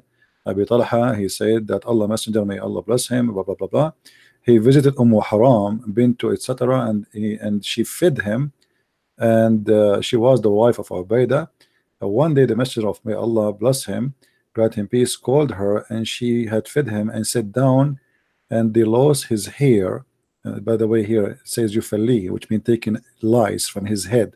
What they lost mean? I don't know what this word mean. Do you know what they lost? What does that mean? Do you see the screen? Yeah, let me check. Yeah, the lice. Lice is you know, insect which lives in your hair. So she is taking. So the translation correct then. Okay, so she is taking the lice from his head, and obviously his head was a very wonderful head. And Allah is, if Allah could not protect the head of Muhammad from the lice, I mean, what do you expect? Yeah, Allah did not protect the head of Muhammad, so how can he protect the Kaaba, man? Yeah, I mean, come on, bro. There's a Muslim trying to call me, so I will let you go, my friend. Sorry for that. All right, take care. I enjoyed the debate. I was really laughing. Thank you for calling me back. Thank you, my friend. Take care. I respect you, and God bless. Take care. Bye bye. All right, we have a Muslim trying to call. Look like it. You know, when you see somebody speaking to me, my friend, don't call, because simply I cannot take two calls in the same time. Have patience.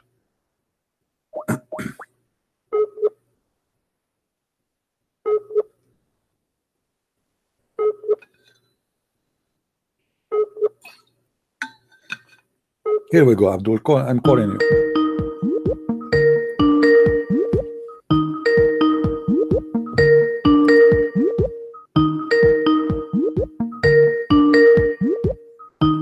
You want to answer or not? I have headache from Skype, by the way. I mean, can they change? I wish they give us an option to change the ringing. I want to switch it to Allahu Akbar or Inshallah. Okay, you keep calling me, and now I call you, don't answer. Okay, take care.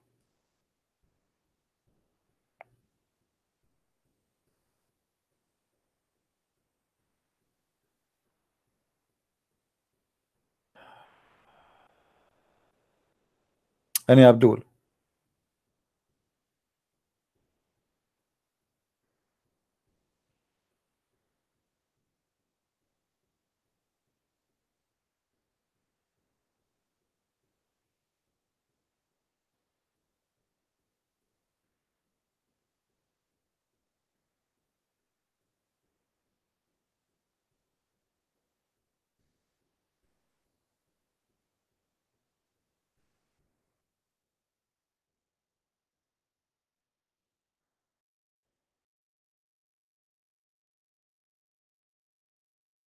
Any Abdul?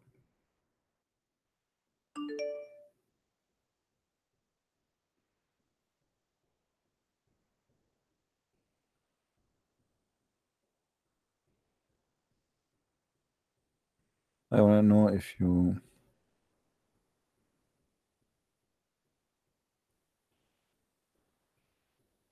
Well, Islam is not really a religion by itself. Islam is a collection of cults. And in the time of Muhammad, there was many. It's a great business. You know, anyone claim to be a prophet. It's a business. It's a great business. You know. I get your question, my friend. There's no need to call me. Until now, actually, now, if you say you are a prophet, do you know how nice the life would be for you? Right now, there's many people they claim to be prophet, and they are supposedly they claim to be Christians. They have fancy life. You know, there's many naive people believe them. You know, I mean, always if you claim to be a prophet, it's a great business. There's a guy, he used to be in Florida and he died. He claimed to be Jesus. Anyone remember him? And he have very beautiful women as bodyguards. And their skirt is 1 inch.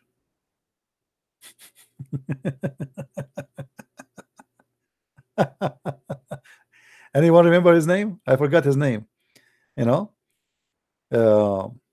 he have a very fancy villas, very fancy cars, millions of dollars income. People they join his false church. I mean, you know, yeah. What is the question, my friend? You see, text is going crazy. How I can know the question of somebody? Can you answer loading Chester question? What is the question?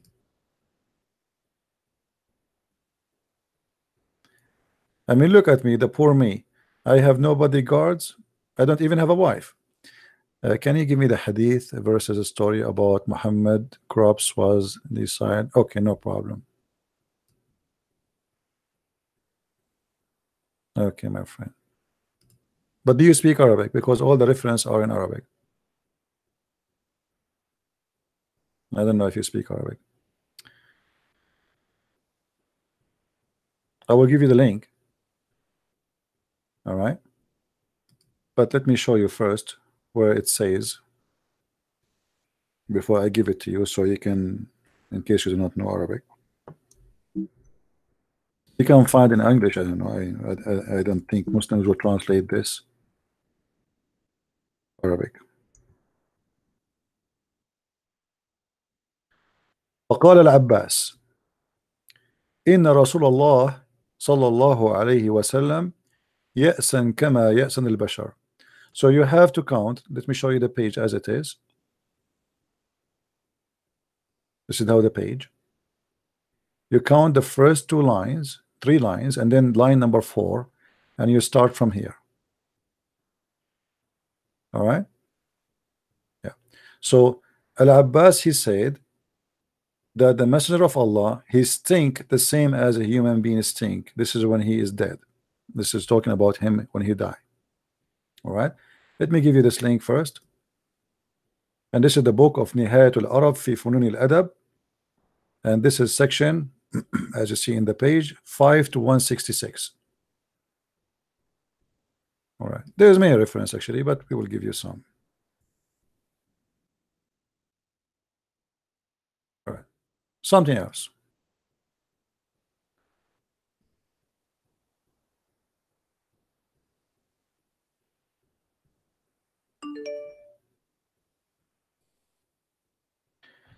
Actually, this page here, it says the hadith about the prophet, he stink the same as all a human being they stink.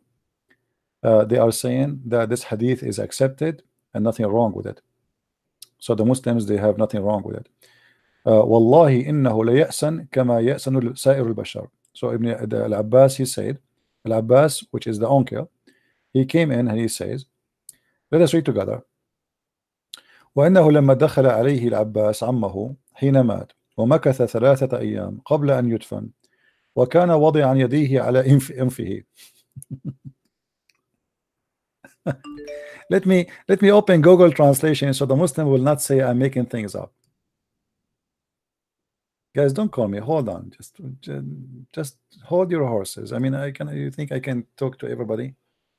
How many people are answering at the same time? Don't you see me? I'm answering somebody. Have patient. Like, what do you expect me to answer everybody? One by one. So we go to Google translation. Google. If you can find me the same hadith in English, that would be wonderful. So this is the Google translation. I'm going to copy. Yes, Hassan, what do you want?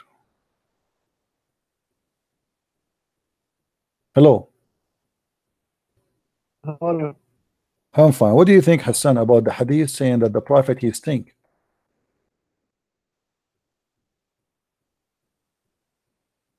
Are you there?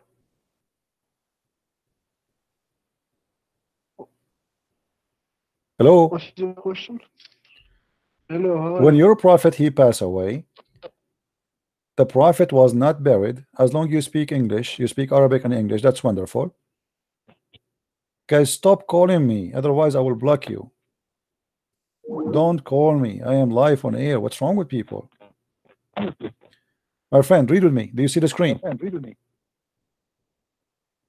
Wait a second.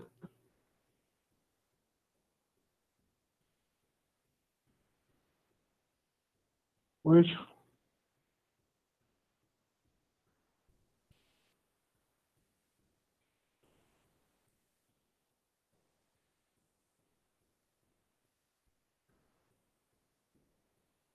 What's wrong? I'm going to stay away for 10th century?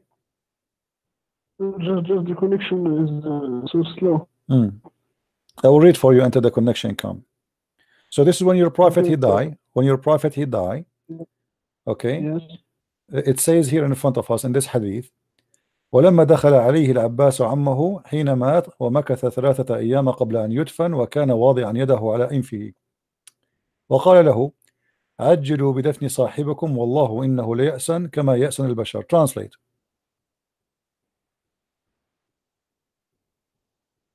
Okay, what's your... Translate. Then we will see what. What's the... Translate. I don't think the screen, but make your point. My friend, don't you see, always you call me, you say make your point. Translate first. We want to be sure that I am not giving false information. You speak Arabic and you are Moroccan, and the hadith in front of you in Arabic, read it for us and translate. Does it say there? Does it say that Al-Abbas, the uncle of Muhammad, he entered and he found, and when Muhammad he was dead for 3 days, and he have his hand over his nose, and he said, bury your friend, which means Muhammad. I swear by Allah, he stink as all human beings they stink, which means when they die. Does it say that? Yes, okay. Because he, huh? Yes, because because what? Because he is a human. Okay, but isn't it your prophet? He said that the body of prophets will not be decayed. The earth will not consume it. How he stink, and you agree that the hadith is sahih, and because he's a human, and I agree with you, okay, but how he say in different hadith that Allah told him that the body of the prophet will not decay?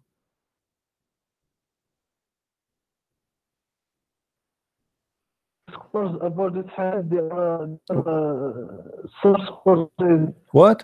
Some scholars say this hadith is weak. Which one is weak? Which one is weak? Which one? That you see. The one which what? The second hadith where he say that the body cannot consume. Is it weak? Who said to you it's weak? Here we go. It says sahih. You want me to get you busted? Here we go. Guys, does it say sahih? Does it say sahih? It is sahih. So you are lying again. Okay. Scholar, okay. Yeah, just go, man. So the weak did not work, so we say it is some scars. Okay.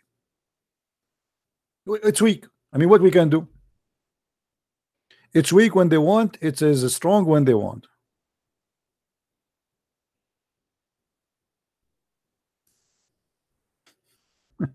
It's weak. You are the weak one. Your prophet is weak. Your God is weak. Everything about you is weak.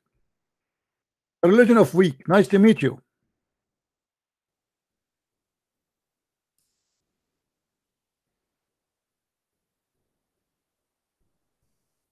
The religion of weak. Everything in this religion is weak.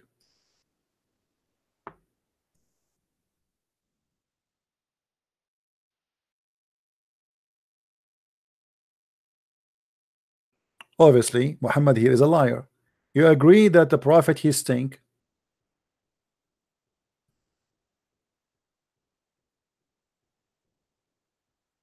And this is a total contradiction. This is why when he died, they did not bury him for 3 days. 3 days did not bury him.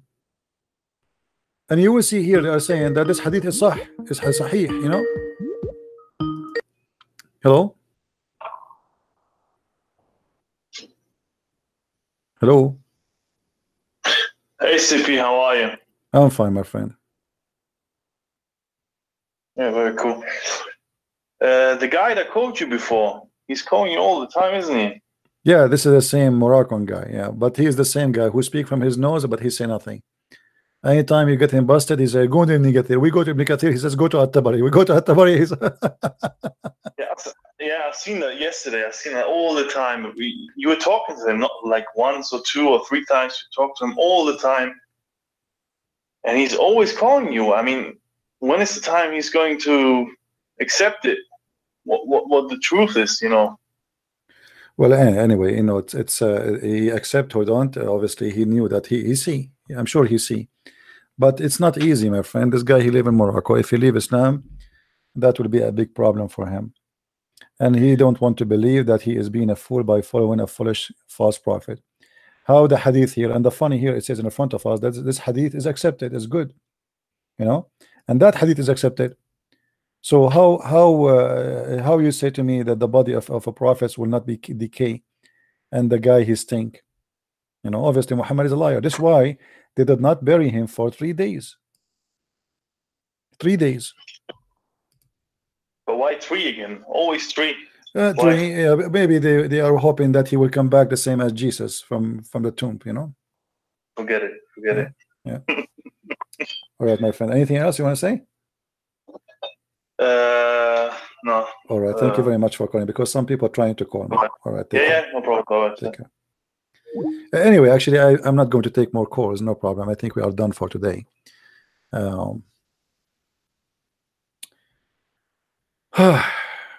I mean, Islam is the most silly, stupid religion ever.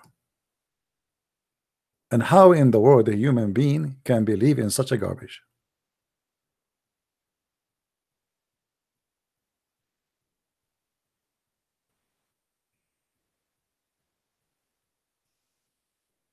God who want to give me versions.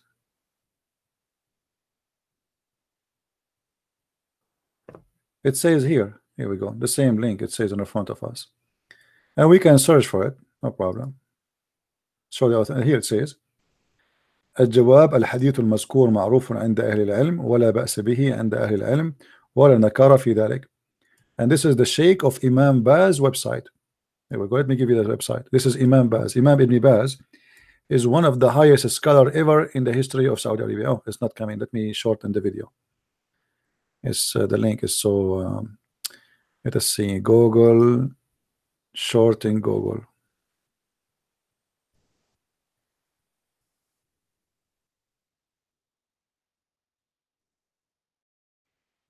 The link is so long. Even Google is not working to shorten. Okay, now it's working. Shorten. All right, here we go.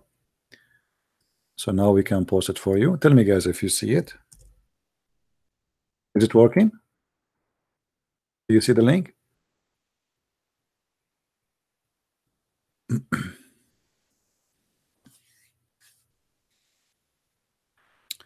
Thank you, Ishtar.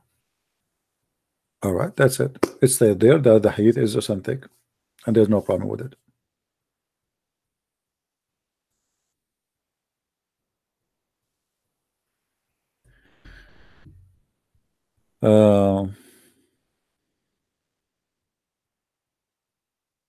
It does not appear in the screen. No, it's shown on the screen. I have it right in the screen. You refresh your page, my friend. If you are not seeing the screen, refresh your page. Thank you, everybody. Bless you, everybody. I am really I don't know how to answer all those beautiful messages coming to me. I really love you all. I apologize for not answering every one of you, but as you know, it's too much. But I really appreciate all of you, and let us say we are lucky. We are lucky really to have someone, his name is the Messiah. We don't have a garbage like this. I am proud not to be Christian Prince. I'm proud to be Christian and Prince of the Lord. That's why this name mean a lot to me. It's not about just a name. I'm not proud to be prince of a royal family. I am a prince by him. He made every one of us a child of God. He is the King of Kings, and we are the princes which belong to him. When you are a Muslim, you bring nothing but shame to yourself. A God who want to give you vagina and penises, a God who want to give you boys for sex, a God who says something, you do something, a God he promised something, he said do the opposite, a God who contradict himself, a God he speak foolishness and filth and disgusting. I don't want to belong to that. You see, when we as a Christians we speak about the Messiah himself, he said, who of you can prove me as a sinner? Challenge everybody. What is my sin? We have a person we belong to who nobody can prove him to be a sinner, and we have a guy who is full of garbage. And yet there's a billion Muslim, they believe that Muhammad is the best of mankind. All of this because of the propaganda machine, where the propaganda machine will not give you even a space to think, to read. You open TV station, the Prophet, peace upon him. You open the radio, the Prophet, peace upon him. You open your book, the Prophet. You go to the bathroom to do poo-poo, still you hear the speaker, Allah, Allahu wa malaikatahu yusalluna an nabi. Allah and the angels are praying on the Prophet. I mean, the whole universe is busy with Muhammad. They will not give you a chance even to breathe without Muhammad. For this is a very false cult. All dictators in the world, their agenda is the following. If you go to any dictator countries, the picture of the president everywhere. There's only one guy in the whole country. The stadium in Iraq is called the Stadium of Saddam. The theater is called the Theater of Saddam. The river is the River of Saddam. The dam is the Dam of Saddam. The school is the School of Saddam. The university is the University of Saddam. So you know all your life is based on Saddam. Propaganda machine to worship the dictator. And if you don't want to go with the crowd and worship the dictator, they will cut your neck. So there's two ways of the dictator to survive: terror, and that's Muhammad. He said, he himself, he said, I've been victorious by terror. He was not victorious by love. And the propaganda. Allah and his angels, they are praying to Muhammad. And if you don't believe me, I'm going to cut your head. So now there's two things will strike you. Terror, you don't want your family to be slaughtered, raped and killed and be enslaved. And the other thing is, okay, he's a dictator, what we can do? We cannot even discuss. So we better surrender. This is why many naive ones, they think that the word Islam mean to submit. The word Islam has nothing to do with the word submit. It means surrender. You surrender to Allah. You don't believe. This is why if you go in the Quran, you will see the Quran says that the Arab, the Bedouin, they say we believe. You don't believe. Muhammad said to them, don't say we believe, say we are Muslims. Don't say we are believe. Chapter 49, verse number 14. And here you see the false translation. They say we have submitted. So imagine those people believe never entered their heart, but yet the Quran is saying to them, don't say we believe, say we are Muslims. In Arabic it says it clearly, we are Muslims. Say we are Muslim. Don't say we believe. For believe never enter your heart. So how in the world, what kind of religion you are saying to them you are a Muslim but you are not a believer? Unless this cult is a cult of terrorism. To understand what happened here, Muhammad, he sent a threat in chapter 48 verse number 11, saying to them that those who lag behind the Arab, the desert Arab, the Bedouin, they will say we are busy with our family, etc. We don't want to join Islam and do jihad. But do you know what? You are going to face people of terror.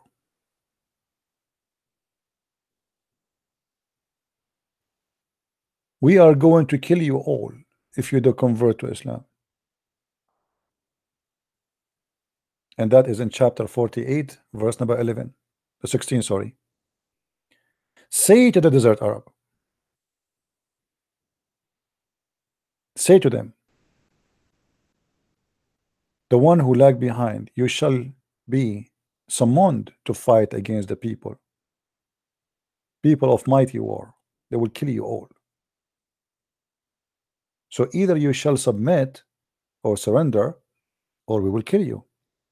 And then when they submit or surrender, he said to them, you cannot fool us. You don't believe. You surrender to Islam because of our terror. So don't say we believe, say we are Muslims. So you don't have to be a believer in Islam to be a Muslim. You can be a Muslim and you are not a believer. Allah here saying to them, supposedly, the desert Arabs say we believe. We be what? They say we believe. So what is the objection? You have no faith. Okay, hold on. So how they became Muslims? Because of fear. And Allah here saying to them, don't say we believe, say we are Muslims. If we change the translation here, this is the translation of who? Yusuf Ali. Let us choose another idiot.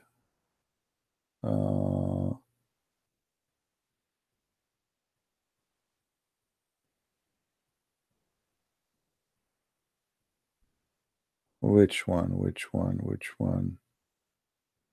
I like this website, but they didn't make it simple to find. Okay, Shakir. Okay, Shakir says submit. Let us see Biktal. The correct translation is to say we surrender. This guy saying submit too. Let us show you another website. Hold on.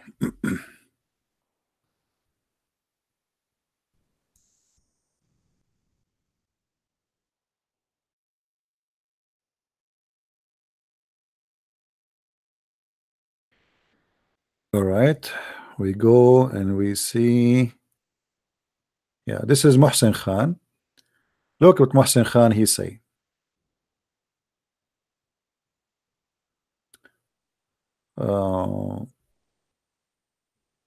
You see, say you believe not, you only say we have surrender. This is what Islam means, surrender, not submit. For faith never enter your heart. So the question, how those Muslims became Muslims and why the Quran saying to them, say we are Muslims. How you can be a Muslim yet you are not a believer? That because Islam is satanic. You do not need to believe in Allah to be a Muslim. Just say Shahada. That's just surrender. Surrender to Muhammad, the devil. Who care if you are a believer or not? Just say Shahada. Give your soul to the devil. You don't believe in the devil, but you fear him, right? Okay, give him your soul. Surrender.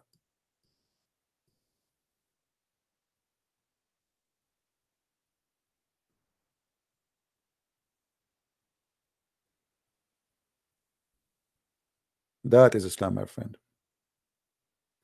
Anyway, I hope that's today we have a good time and we learn something good. We will try to be on air again tomorrow. Don't forget, if you like what we do here, to give it a like. If you don't like it, give it unlike. Very simple. And don't forget to tell your friends about what we do. This is a free school for everybody. Here you don't waste your time. Every second we spend, we learn.